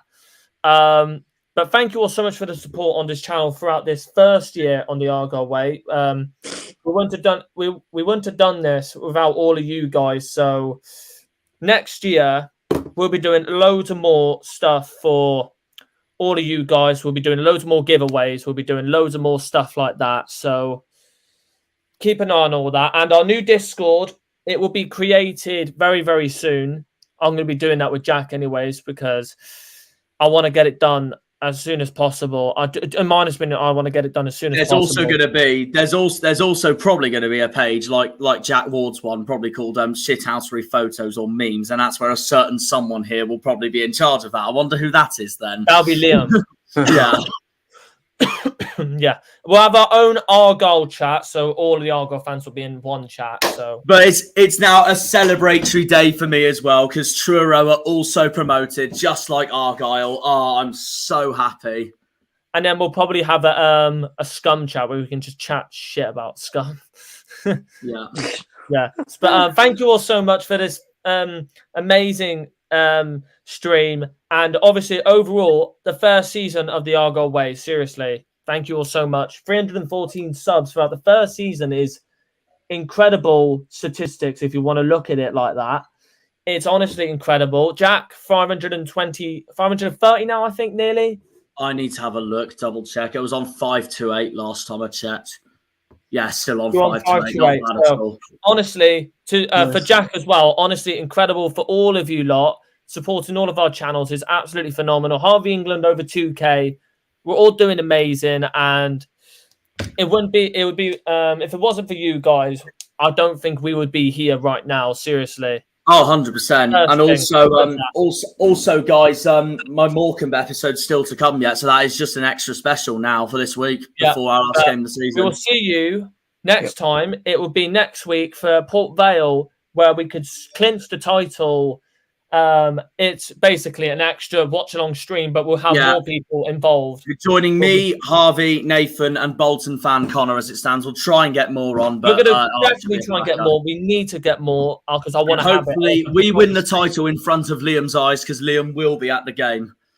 Yeah, because I want to get loads of more people on, so that's what I want to do. So it's been a good season for the Argyle Way too. Yeah, it has. But next season will be even bigger, it'll be even better. So we'll see you next time for Port Vale. So 3 hours and 6 minutes. Thank you all for sticking by. We'll see you next time for Port Vale away, watch along, and preview as well. And review. Yep, and review. For me, it's goodbye, but for Jack, he can do his usual outro right now. Oh, no, honestly, amazing. Up the Janners, up the Argyle, up the Greens, up the Pilgrims, up the Plymouth. The boys are going up! Come on! Yeah, bye-bye. When they pull on the green, they're all Janners.